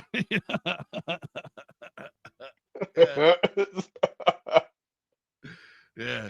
I don't know. I don't know if that one like works, but I kind of like it even more so because it doesn't quite work. It's just like a random gong. It rings out a little too long. It's like, yeah, it really drags out, doesn't it? You didn't miss. God damn it! You did not miss the Vidja picks. You'll get into Vidja picks. Yeah. Oh yeah. Let's get into our video game picks. Okay. Is that why you asked me that this morning? By the way. Yeah. All right. You know me. I like my roguelikes. And I think you like roguelikes too. I love roguelikes. Yeah, that might be my favorite genre. Yeah, I've loved all, when I was younger, I was into the freaking, big time RPGs where the open worlds. Now I can't stand them. Give me a nice roguelike. Yeah, it's too much. Most video games nowadays are kind of try hard, and the majority of releases in the last, I don't know, 4 years have been just lackluster. Yeah, I used to, you know me, I used to be all about open world games and options and all this bullshit exploration, and every single time I've discovered that I get like 70% into one of those games and then I hit a hard wall where I'm just like alone in an empty world run by NPCs that are reciting pre-programmed lines, and the illusion is shattered and I quit. yeah. So, do you want me to bring up? Let me see here. The trailer for that game that you tell me. Okay, tell me your current. Oh, the game that I play. So yeah, so like my favorite game right now, and I play it very often, several times a day probably. I play The Binding of Isaac is probably my favorite roguelike. Have you seen AI assisted Skyrim? Is that the one, the mod where AI has like free reign to speak through NPCs? Because if that's what you're talking about, I have seen it and I love it. So yeah, But yeah. Tell us about Binding of Isaac. So The Binding of Isaac is you like play a kid who escapes his, like, on the surface The Binding of Isaac seems like a really innocent kind of like kids game, but it's kind of grim and dark. Like the whole story is that Isaac, like, his mother receives what she believes is a message from God to kill her son Isaac, and he like flees into the basement, and it's basically like you move through from room to room, procedurally generated rooms, killing enemies and getting power-ups, and then like defeating that floor's boss, and then you move to the next floor until you like ultimately face an end boss. But all the items that you collect in the game, none of it tells you what it does. You kind of have to learn as you go. There's like online cheat sheets, but there's so many endings and like little hidden unlocks and character unlocks, and like I said, I have to have like hundreds and hundreds of hours into this game by now, and I'm still like unlocking stuff without meaning to. It's really fun and entertaining and has a lot of replayability. Oh yeah. I'm gonna bring up mine. If maybe I don't even know if there is a wait. Here we go. Is this it? Yeah, I got a trailer here. This is a game that I've been playing. It's not really the best game. It's kind of a janky little. So you guys will know exactly what it is when I bring it up here. What kind of game it is. So, yeah. Work harder, kill harder. Let's get to work!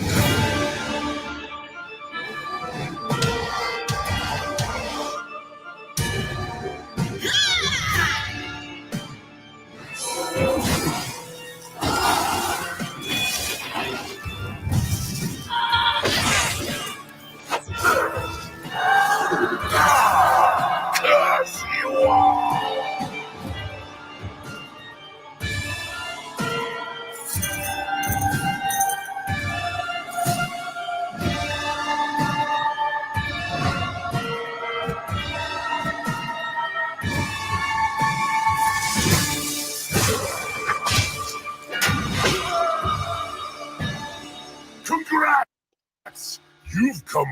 am tied to your funeral.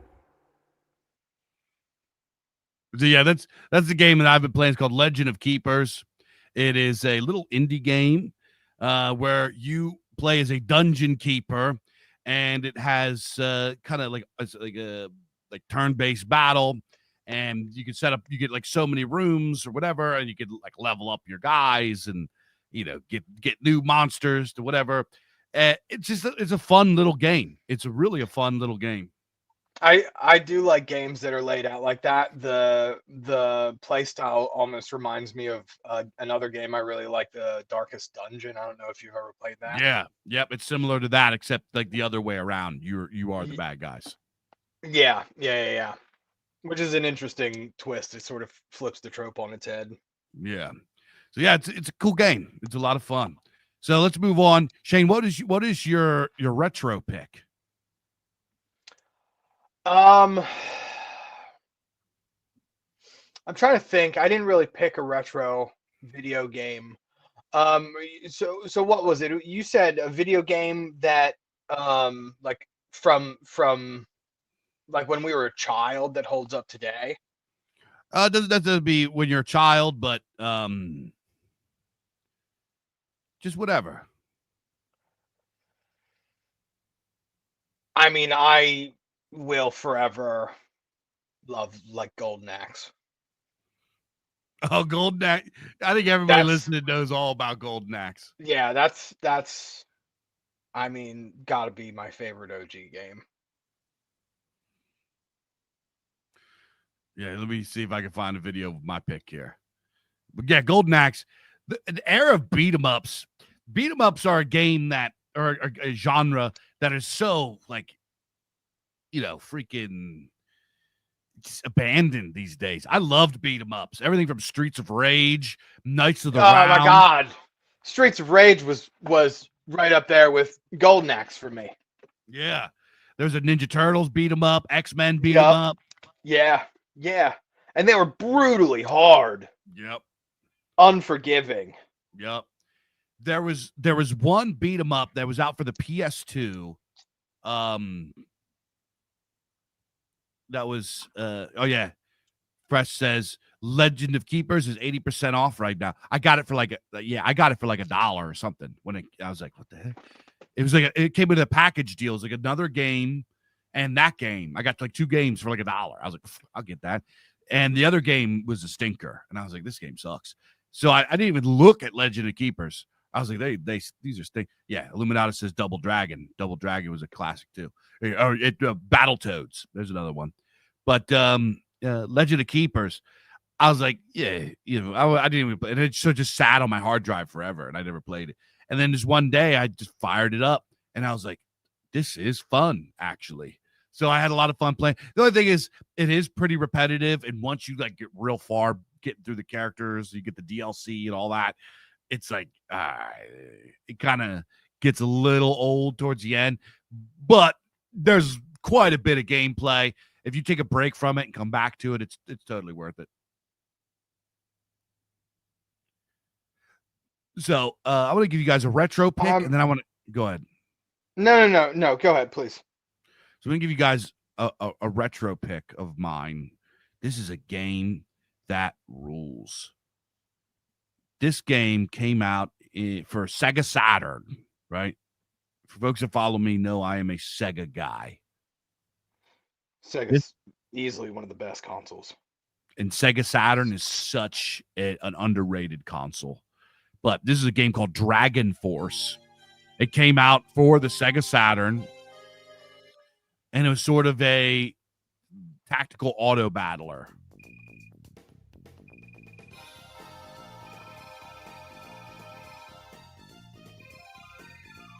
It was like a combination of a tactical auto battler with, like a war strategy game or something. You could take over territories and all that. It was a lot of fun. I loved it.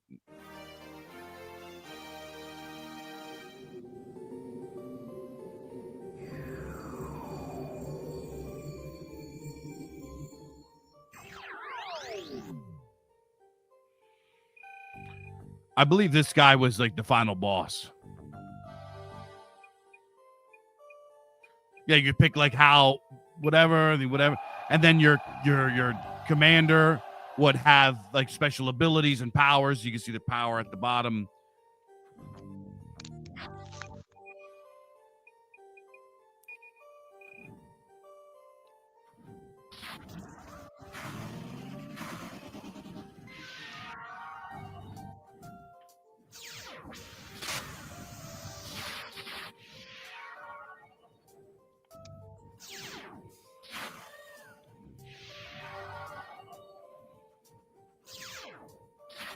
This battle looks like it kind of sucks, but it was a really fun game. Really fun game. You should look up the trailer for another game that I really love called Darkwood, which is one word. How are you about like top-down games? It depends. I'd like to get your opinion on this because this is another favorite game of mine. Yeah, ML Wiz says, yeah, there's a lot of entities on screen, surprisingly complicated for the. Yeah, it really was. It really was. So Darkwood. Yeah. Okay. Let's look up the trailer here. Peggy 18. All right, let me bring it up here. Share screen. Darkwood launch. Okay.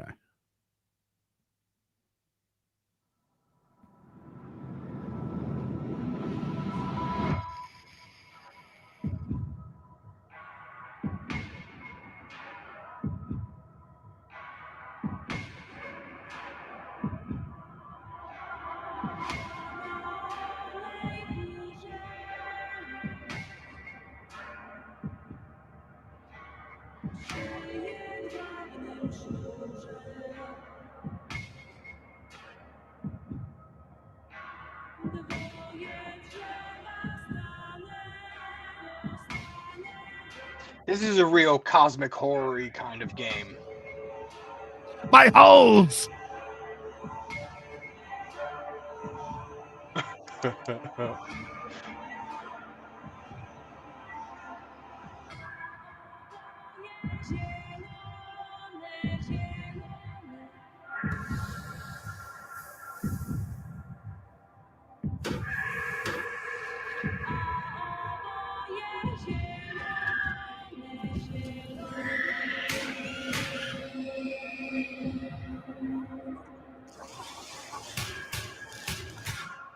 Whoa.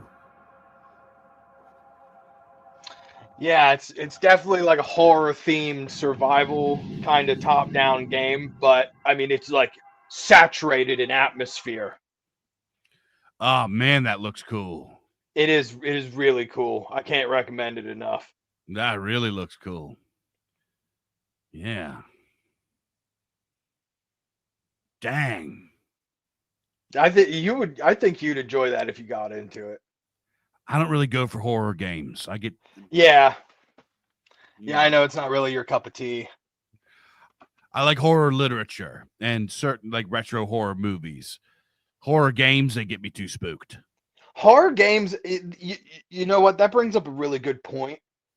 Experiencing the horror genre through a video game is an entirely different experience from watching it or reading about it, isn't it? Like the tension is so palpable when you're playing a horror game as opposed to like reading it. Yeah. So there's a new Silent Hill out, by the way. Really? Yeah. Are you a Silent Hill guy? I love Silent Hill. Yeah, of course. I mean, the movies sort of went downhill pretty fast, but the games are still good. Yeah. You guys want to check out the Silent Hill trailer?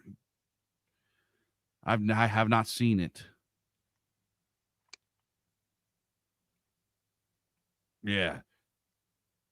Yeah, seen grown men cry playing VR. Dude, some of the VR horror VR gaming is lit. I have a VR headset and I love VR gaming. I'm going to show you guys. I have a video on it on my channel. But I'll show you guys the VR game that I've been playing, or you play quite a bit of. So we're gonna check out the Silent Hill trailer, and then we're gonna get into that. I'll show you. Here, let's take a look. I haven't seen this yet.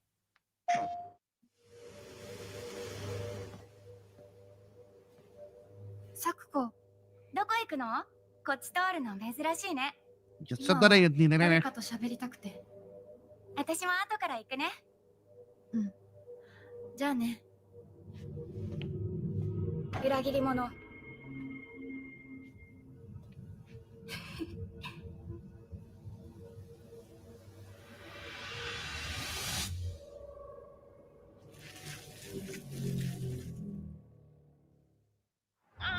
誰もいないの。足の悪いおばあちゃんまでいないなんて、こんなの絶対に変。誰もいないし、気味の悪い怪物がうろつき回ってるし。いや、キャゴ。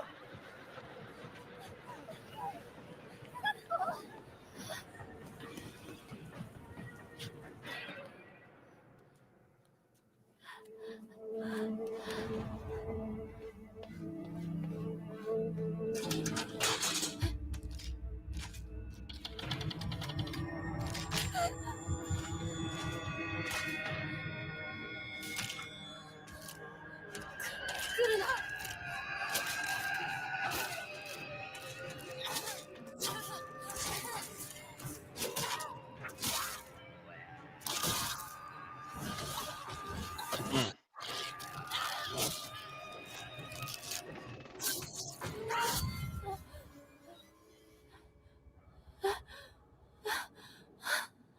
ひなこ、どこにいるの？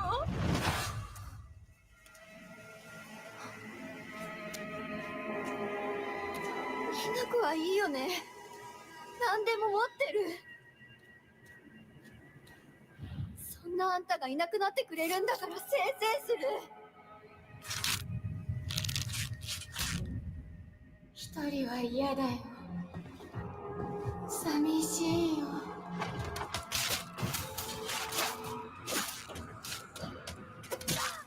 ずっと一緒だよって約束したよね。暗いのは嫌。一人ぼっちは嫌。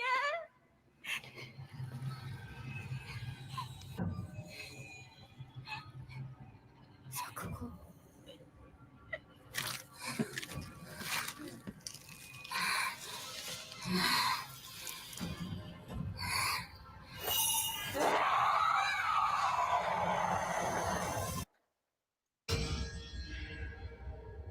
裏切り者。 All right, what do you guys That think? is so fucking weird for a Silent Hill trailer. Why is that? I don't know. It's like very Japanesey. Well, it's a Japanese game, right? Yes, but it's not in line with like the previous Silent Hills. Like that looked like they just like put Silent Hill in Japan. Yeah. But I mean, it does. I mean, gameplay wise, it looks good. Yeah. I don't know. I probably really wouldn't play it because it's not really my kind of game. But hey, I just wanted to bring it up because I know there's guys. Your shout out Roland Cult Games is a huge Silent Hill fan. There's a lot of big Silent Hill fans out there. Yeah, and they have really good creature design, and they're very good at like capitalizing on suspense. Yeah, give me 1 second here. Pull up. I want to tell you guys about this game here. Videos. Let me see if there's a.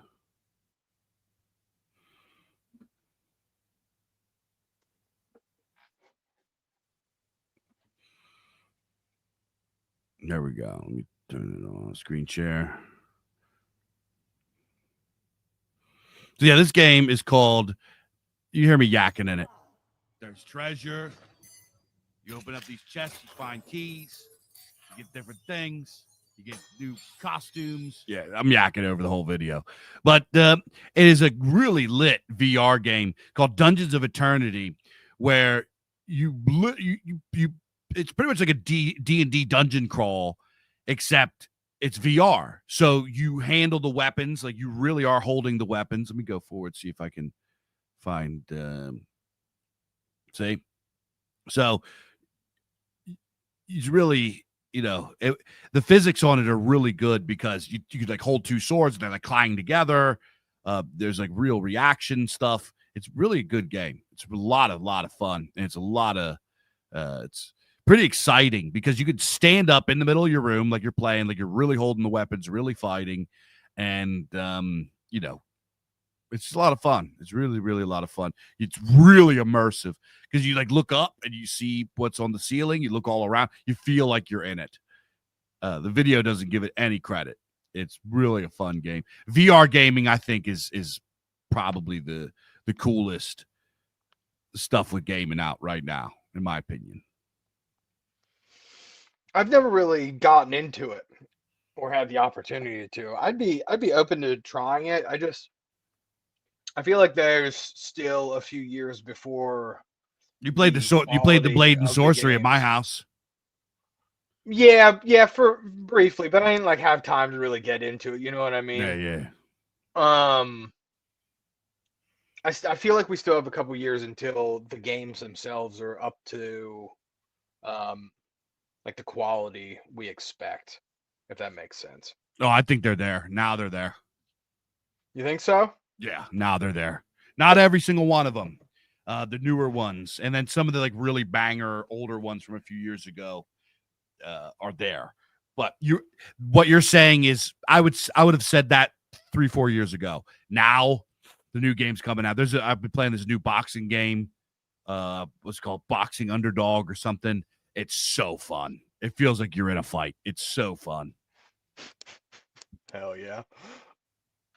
Yeah, I mean, I'm definitely open to it. I would be down to have like a real experience and dive into an actual full-length game, because like the majority of my VR experiences have just been like little snippets of gameplay.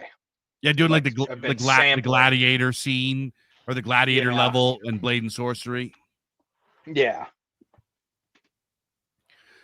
Which is pretty fun, it's really yeah, for sure. I'd like to experience like an actual like plot though, like a narrative. Yeah, that's the thing, because the VR is it takes so much just to have a VR game. They can't really have a full-on tailored there's a couple of them out there that folks really, really liked. What is it called?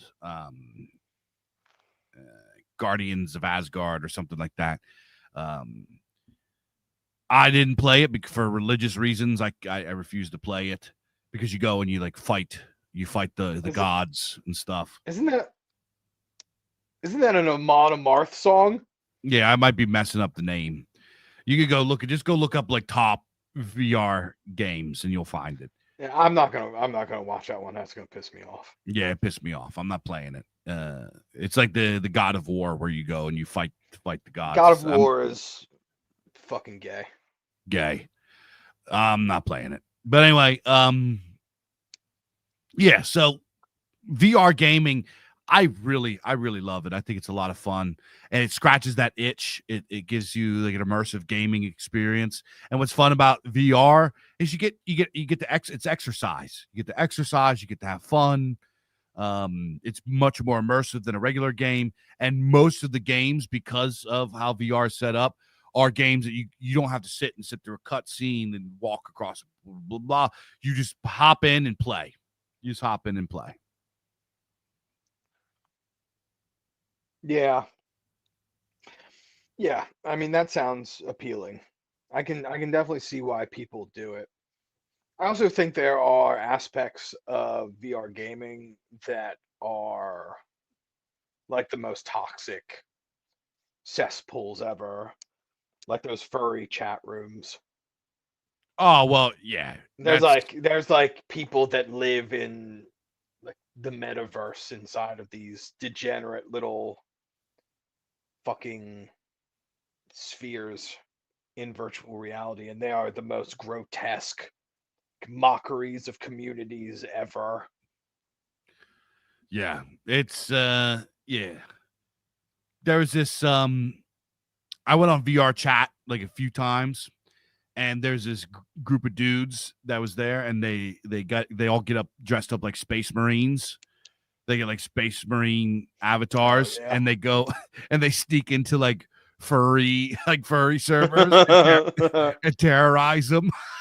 Purge the unclean. Yeah. So it is totally, you're either there being a weirdo or you're there trolling. There's no in between. Fucking degens. Yeah, it's a little weird. But you know what? Some of those tools would be really cool for like us.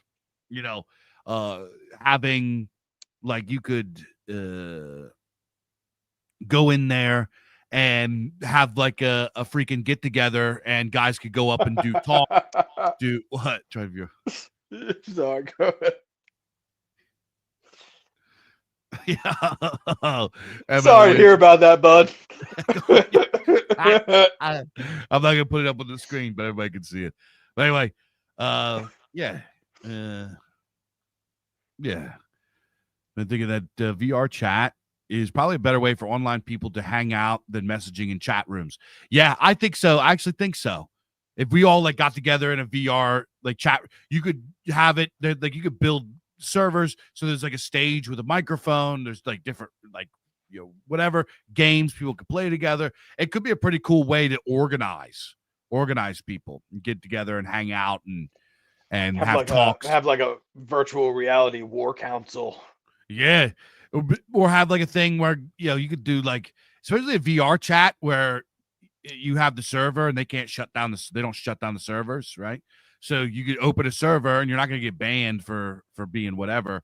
You open up the server, you get in there, and you could have guys have talks and talk about, just have like a conference, have like a fiction conference or a freaking art conference or, political conference or whatever you're doing to get together and talk. It would be a really useful tool. It would be really fun too and funny, right? You could have guys showing up in all kinds of weird, it's just fun. It could be fun. So, yeah. There's that. Yeah, it would be interesting. So, let me see here. What else we got on the itinerary? Your book, my boy. Oh, yeah. Speaking of, here, let me run this real quick. Give me 1 second. 1 second.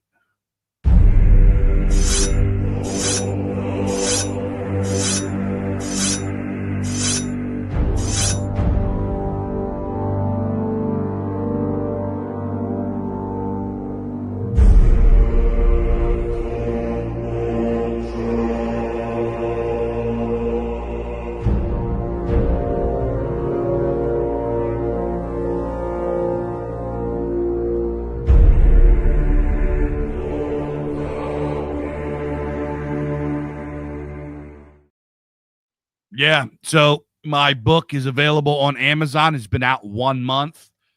I had the goal of selling, an X amount of copies, and I was 10 short. I was 10 short of my goal. 10 short of your goal. Yeah, 10 short of my goal of sales that I wanted. It's okay. That wouldn't stop me. I'd buy 10 copies. Yeah, so you should have just bought 10 copies. Yeah, just to get myself over the goal. Also, I love that you like it. That video promo like opens with like readers' quotes. Yeah, that was all from like test readers and guys that read it before it came out. One of them said sucked in on the first page, and I thought it said sucked off on the first page.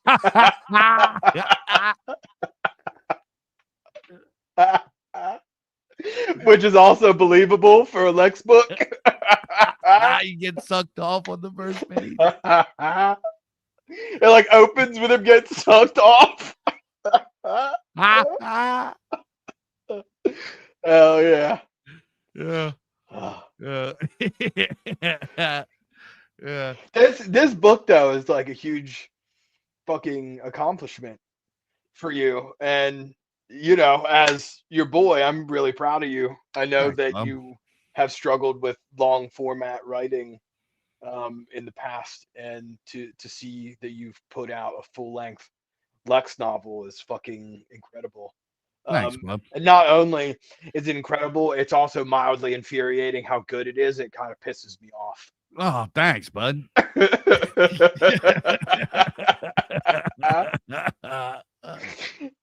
I feel like it's like the writer's curse to forever compare your writing to other authors' writing. And as like happy as I am for you, I'm also angry about it. There was like a few times I like went and I read. Honestly, I wrote this book. I was speaking of Illuminatus, Marcus S. Jones. I was like, you know, he's got that. You know, all the Bizarcast guys are coming out. You know, they got these, and I'm supposed to be the guy that started it, and I don't got nothing. I gotta have something. You know what I mean? I gotta be at least like trying to be as cool as them. So I came out with this book, and yeah, I just wanted to be as cool as my boys and as cool as my heroes. And yeah, I haven't read the rest of Chronicles of Heraldria, but I'm like reading that. I go and I read, you know, my boy Robert E. Howard, and I'm reading these guys. I'm like, why am I even trying? Like, these guys are so good. So I can't even write. I can't write like that. So I did as hard. I tried to write as good as I could, and came out. And you know what? Before I released the book, I was worried. I was like, this sucks. I was like, this book sucks. Everyone's gonna hate it. It's gonna make me look so dumb. And then because you know, you spend enough time in your own work, it's just there's only a matter of time for you start to hate it, you start to doubt it. You know what I mean? And I was like, at that point, I was like, I'm not even gonna release this. I'm just gonna throw this in the trash. I should just delete this right now. This thing's a piece of shit. It's like when I was and then he says that, and you think he's joking, but the amount of times that he's done that is fucking infuriating.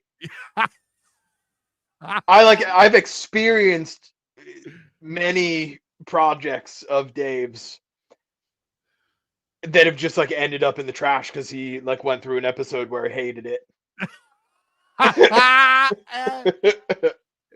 It's so retarded. It's so dumb. Fresh says you're damn cool, Dave. Oh, thanks, bud. You're cool. Start a poll. Start a poll. Is Dave cool? Yeah. Yeah, so yeah, those types of you know, oh yeah, our boy Mr. Webster was one of the first to read it the whole way through, and yeah, he gave me a lot of really positive feedback. So yeah, he's a big inspiration of mine. These guys that I work with, I get to work with guys that inspire me. You know what I mean? I go whenever also, go ahead. Sorry, go ahead. No, go ahead. I forget. I was just gonna say, for those of you that haven't read this book, and I swear, like, you're my boy, but you know I'm not like the type of guy to polish your helmet for no reason. Yeah. Right? One of the fucking coolest villains that I've ever encountered in literature in all my life.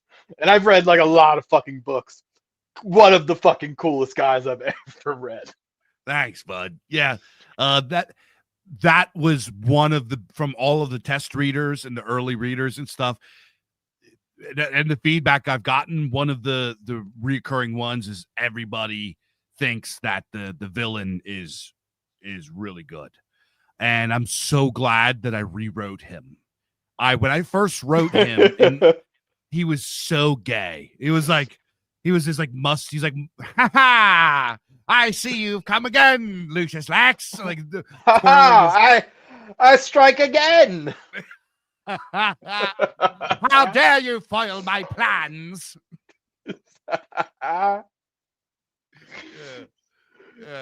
Yeah, I mean, that would have been funny, but you like fucking changed the game with this guy. Yo, he sounds like no.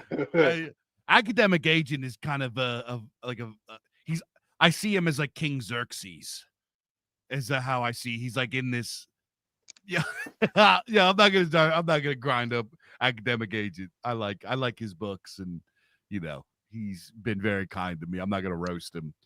But yeah, because somebody could clip it and show it to him. He's like, "Oh, Dave's talking shit," or like something like that. I don't want that. So shout out AA. His books are really good. He's been very supportive of the Bizarcast and everything. But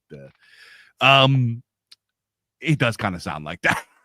That voice that I just did.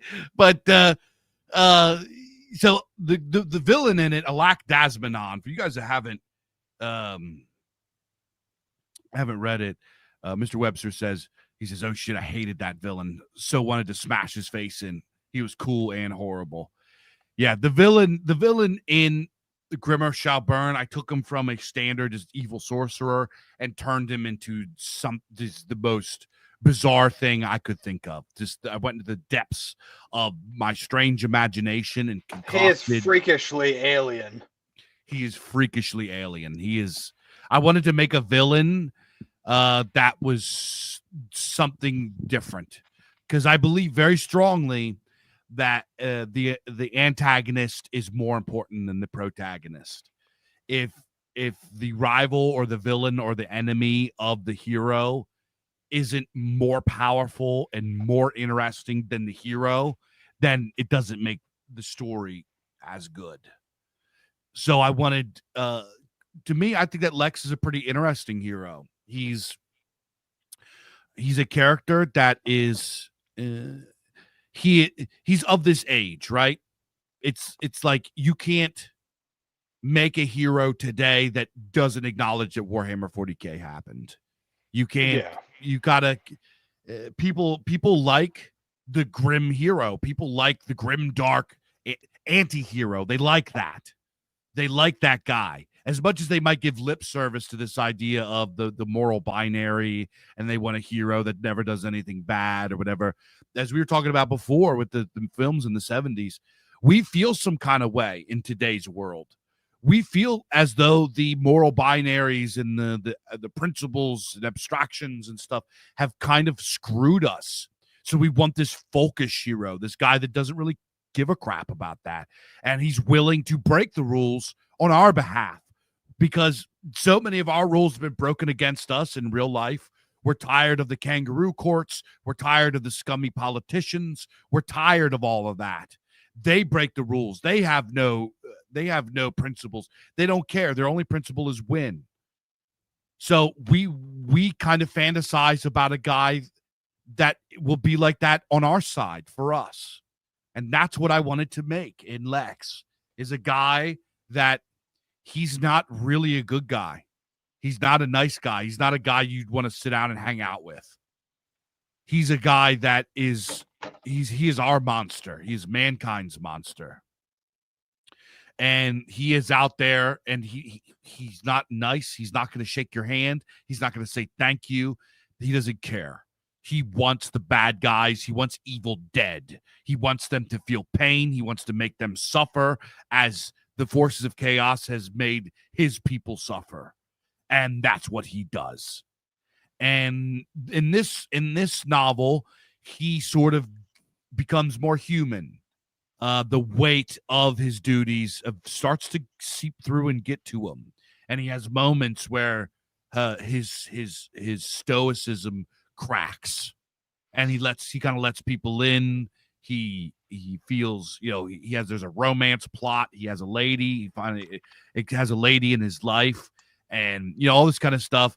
And as he cracks, mankind's monster, who's the most fearsome entity walking the realm, there comes one that is sort of the inverse of him. Somebody that is so principled, that is so believes so much in higher abstractions and ideals and all of these things, so believes so deeply in these propositions that he thinks that he is a good guy, but he's actually bringing the most utter destruction imaginable. Where he is the revolutionism, he is liberalism, he is propositionalism taken to its end result, right? And I'll explain to you guys Alakdazbanon, the villain. He is a cultist. He is a sorcerer. He is the avatar of this entity called Anuma, who is the paintress, the rewriter. She is she is the one who wants to reorder all reality into a more perfect way, and he is her prophet. So, and she's this horrible cosmic entity. But his whole thing is that he thinks that that reality is cruel, that the gods have built cruel reality. The basic function of reality is cruel and inhumane and immoral. Because he believes that our reality is, in order for something to live, you must take and oppress something else. Nobody has autonomy. Nobody has rights. Nobody has anything really at the end of the day, or anything has rights at the end of the day, because in order for you to eat, something must die, whether it be a plant or an animal. In order for you to have space, something else must give space. Right. So he believes that reality is built purely on predation, just the basic, like fundamental mechanics.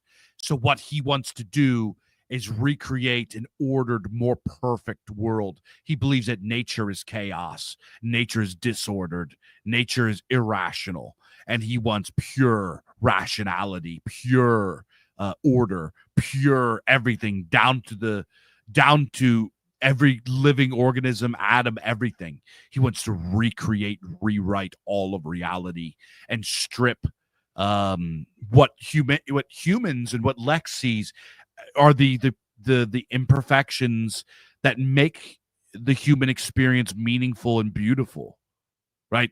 To humanity, these are the things that make life, the struggle of life, and all of that it goes into is what makes the human experience beautiful. And Alakdazbanon wants to sanitize it of that and make everything perfect and ordered and rational, and everybody has rights. Every living thing has rights. Every atom has rights. Everything is autonomous. Everything is liberated from this struggle. He wants to liberate all things from the struggle and the suffering of our reality.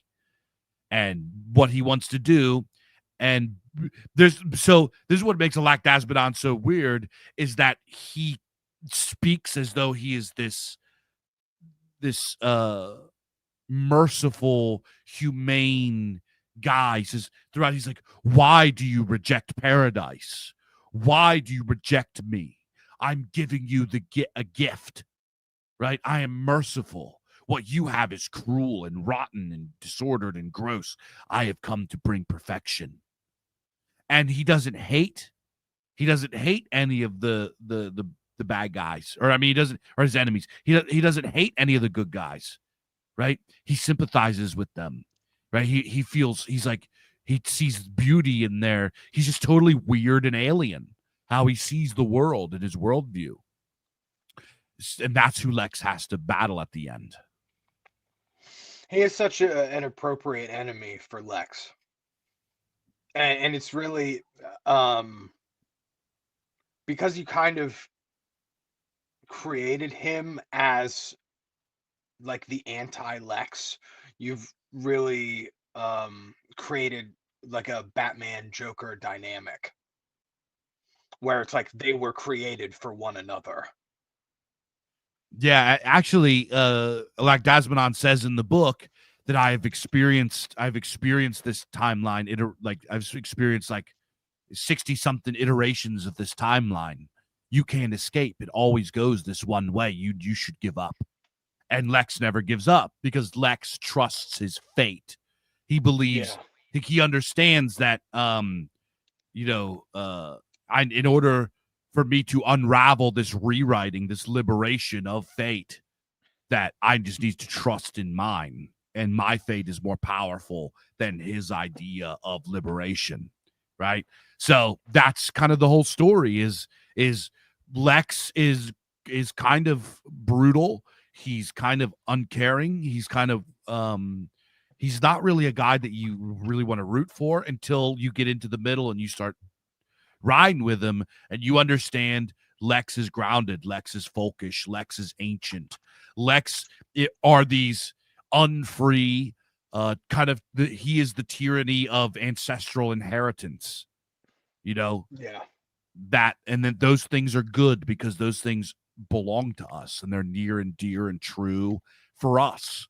And although that Grimurth itself is a grim and haunted land, a place where people a lot of times get hurt and suffer and all, that is still better than being raped of your humanity. Yeah, subjugated to some bizarre alien's concept of perfection. Yeah. Subjugated by liberation. Yeah. So yeah, there's some philosophical stuff in it too. I didn't try to put that in there. I was just trying to make something cool and weird. But it was like casting the runes. After I wrote it, I sat back and I was like, and this is why I tell people all the time, tell guys, if you have something to say, like if you want to oppose, if you're in the culture war or whatever, instead of being like, this kind of, political writer, it should be like, I want to, say I want to make right, instead of like trying to make right-wing art, just be right-wing and make art. Yeah, commentary is subconscious. Yeah. What you think is good and true and beautiful about the world will just come through in your writing, and you don't have a choice, right? You don't have to do some sort of exposition or This is why propaganda sucks and people reject it, right? The Lord of the Rings is one of the best pieces of propaganda that there is, because it's not propaganda. It's just immortal. We don't have to make propaganda because our beliefs, the people, like all of the greatest, most brilliant, bravest men in history agree with us. We are the center. We are the truth. We are the ancient. So history agrees with us. We don't need to try to trick people into believing what we believe, because everybody knows that deep down in their blood, in their folk soul, that what we're saying and what we believe is good, right? It's why we still say, like, even in America, where we're spoon-fed this like liberation ideology from birth, we still say things like king shit, right? The idea of a king is still something that has reverence. We say, okay, king. Like, we call each other kings, and then we're doing it ironically sometimes, but it doesn't matter, because to say king, like, is something that has reverence. Something that's king shit is top level. It's just baked into our language. It's baked into our consciousness. We can't get away from it. So when you go to create art and you go to write something, don't even worry about trying to put your ideas or whatever. Just make something that's dope. Just make something that goes hard, that's cool and fun and entertaining. Your first job as a writer is to entertain. Your first job as a writer is to entertain. Not everything needs to say something. Grimurth has Grimurth Shall Burn has these like layers of philosophy and stuff like that, because I'm into that stuff. You don't need that. Nobody really needs that. That wasn't my goal. My goal is I wanted to write a story that made people feel. Because one of my most hated things about modernity is that it's boring. It's boring. It's monotonous. It's stale. It's gray. It's minimalist. It's it doesn't go hard. It don't fuck. It's not colorful. It's not fun. It's not cool. It doesn't have the rule of cool. And I just wanted to make, there's days, so many people go, I did the wage slave thing. Respect and love to all my boys out there that are grinding and grafting and doing their thing out there, that are working hard and all that kind of stuff. I know what that feels like. There's days weeks, months go by. You feel nothing. You don't feel angry. You don't feel passionate. You don't feel sad. You don't feel anything. It's just kind of this numb, gray, monotonous, wake up, do this, and then blah, blah, blah, blah. And what I wanted to create was an escape, a vacation from that. So when you read Grimurth Shall Burn, I just wanted the readers to read this and feel joy, feel hate, feel love, feel passion, feel sadness, feel horror and terror, feel wonder and weirdness, just to feel something, and that was just kind of my main goal. And I hope that I pulled it off. Let me feel something. Yo, let me feel a little something. Let me feel a few inches. You feel me? Yeah, a few inches. That's all I got. Yeah, that's all I got. Blessed with only a few inches, and it's all foreskin.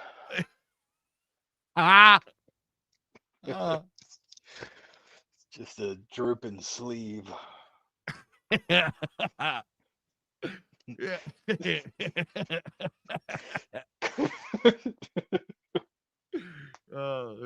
It's like Gandalf's hat.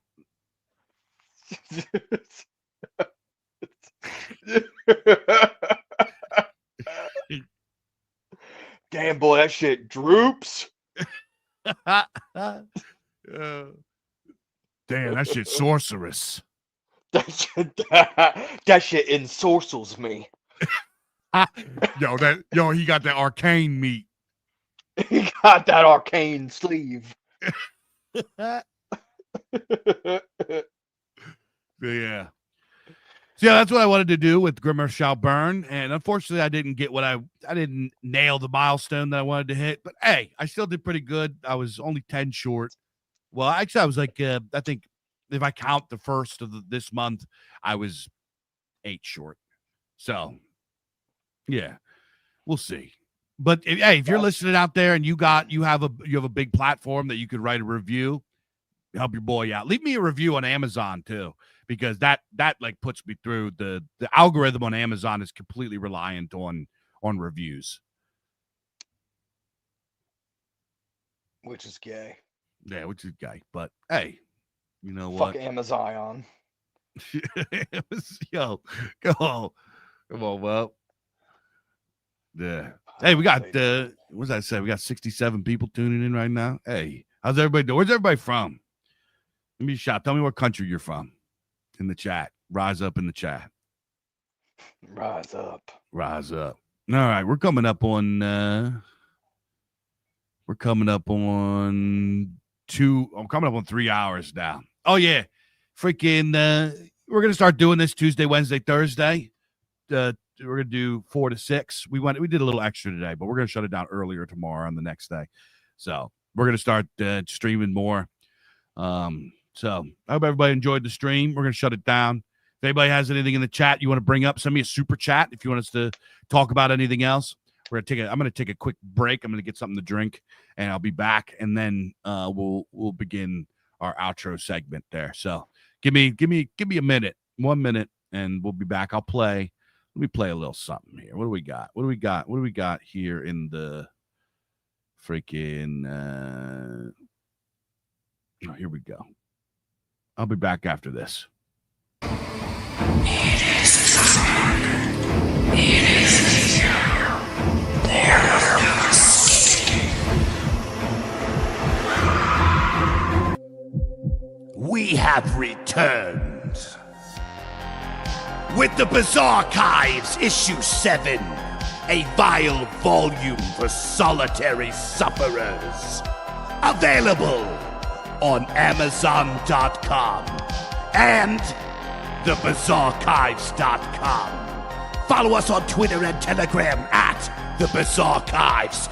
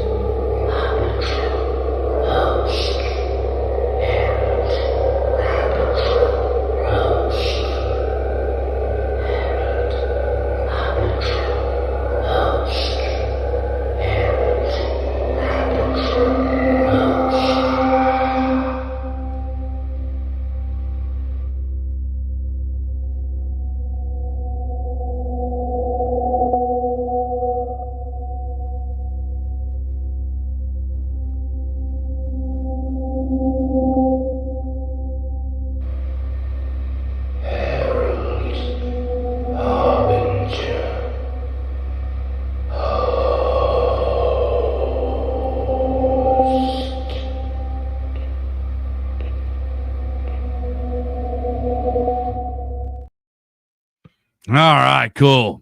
Yeah, the Shane's book. Go get a copy of Shane's book, The Molybdenous Articulate. Really good stuff. Really, really freaky stuff. That was the only book that we put out that we got an email saying that a lady, like we got 2 emails, both ladies saying they couldn't finish it because it was too disturbing. I love that. They weren't rude. Ladies. They were very nice. They were very nice. They were like, oh, it was very well written and blah blah blah. But they said they couldn't finish it. It was too too scary. Yeah. Read the Molybdenous Articulate and then hop over to the Substack and read Milk. Yeah. Speaking of Milk. Speaking of the Substack, here let's plug the Substack real quick. Let me bring it up.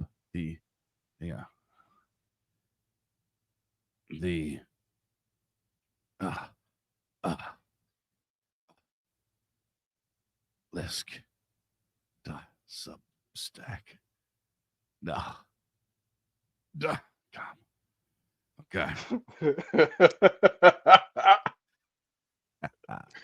You physically struggling over there. Yeah. It sounded like you were like extricating the Substack from like an orifice. So yeah, check out the Substack here. We got a lot of great stuff. There's the Sacred Times Part 2 thing. Weird Trails is out now. We got lots of great articles. Free. You get Grimurth Shall Burn. If you're signed up, you get Grimurth Shall Burn for free. All kinds of cool stuff. Lots of great stuff. You could go in and check this out. If you go type in and look up a paranormal transmissions, you get all kinds of cool real life. We haven't had one in a while, paranormal transmissions. So these are real life admission or eyewitness accounts of the paranormal. And so there's been some really cool ones. Some guy saw Bigfoot, UFO sightings, ghosts, weird stuff. So if you have a paranormal transmission, get on the obelisk and send us a message. Send us a DM over at the Bizarcast, and you can give us or send us a short story. Send us whatever you got, whatever you want. If you have something that you would like to see published over there, we have quite a few subscribers. I think I don't know, how many subscribers do we have?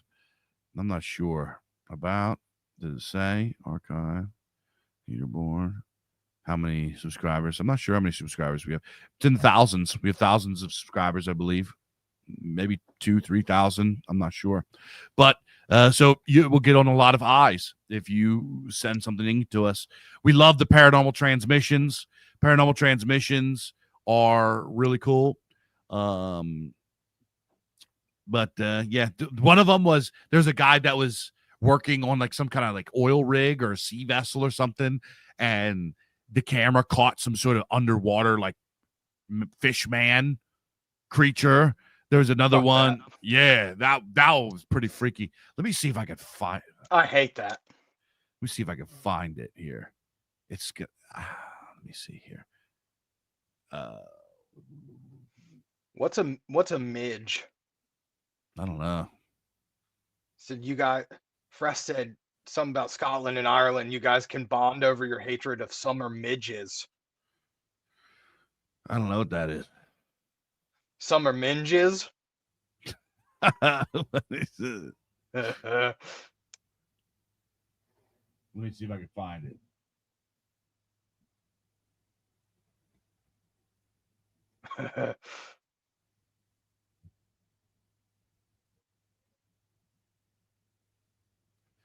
Fishmen in the Gulf. Would you guys like me to read this out real quick? No, wait, no. This was a. Oh yeah, I turned this one into a audio. This was an audio. And it's like 5 minutes long. Yeah, Fishmen in the Gulf, paranormal transmissions. So yeah, if you guys go and look up just paranormal transmissions, it will. You could find it.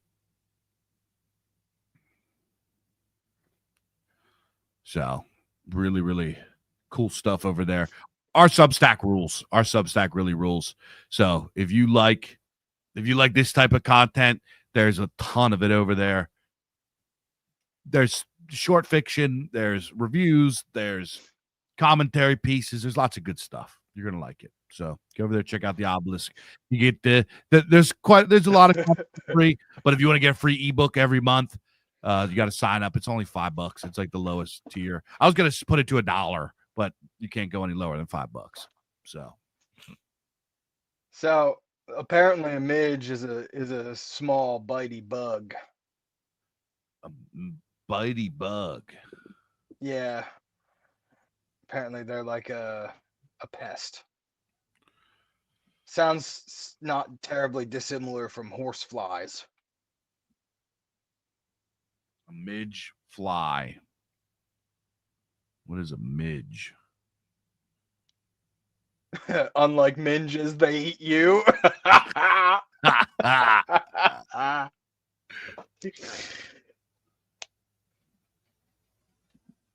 love that. What is a midge fly in? What do we call it? No, it's like a mosquito. Is that what it is? It's a mosquito? It looks like a mosquito. Oh yeah, it does look like a mosquito.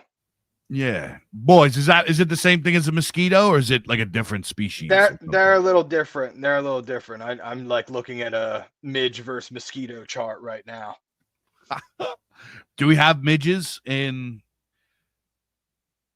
America? I don't know. Let me see. Yeah, see if we have them.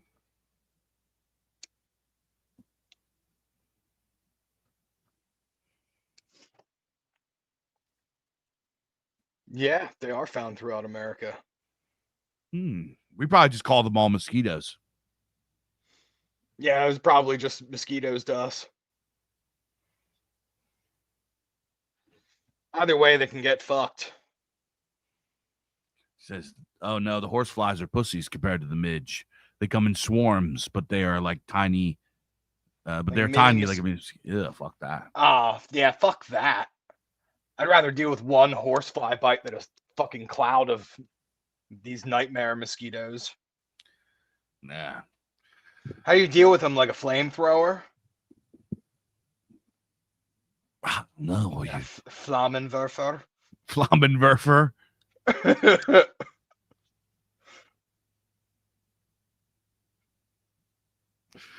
All right, cool. We're coming up on 3 hours, so let's start wrapping it up here.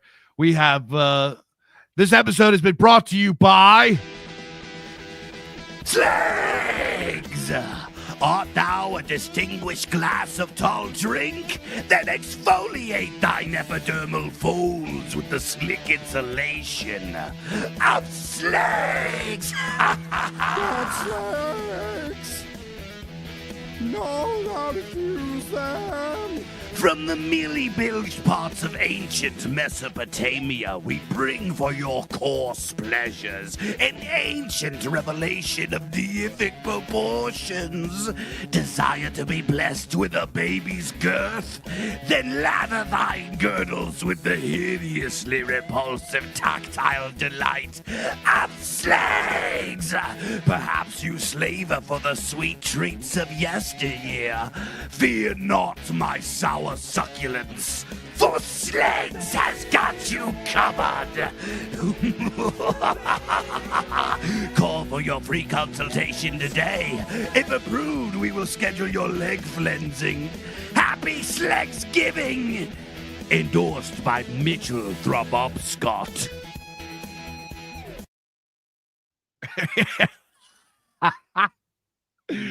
Yeah. Yes, and thank you to Slags and McDoons and all of the. Oh yeah, we gotta play McDoons one last time. Here. Hamburger, hamburger, hum. Hamburger, hamburger, hamburger, hum. Hamburger, hamburger, hamburger, hum. Hamburger, hamburger, hamburger, hum. Hamburger, hamburger, cheeseburger, cheeseburger, cheeseburger. Big Mac, Big Mac, Big Mac, Big Mac, Whopper, Whopper, Whopper, Whopper. Hamburger, cheeseburger, Big Mac, Whopper. Hamburger, cheeseburger, Big Mac, Whopper. Hamburger, cheeseburger, Big Mac, Whopper. Big Mac, Whopper. All right, yeah. They coming out with the brand new, the double McWorm burger that comes with their new exclusive geriatric spice melange sauce. So get yourself one of them. And yeah, keep your eyes peeled because I think we're going to be having a new sponsor soon. Splice, the only dating service that guarantees homogeneous amalgamation. Splice. Splice up your life. Splice up your life. All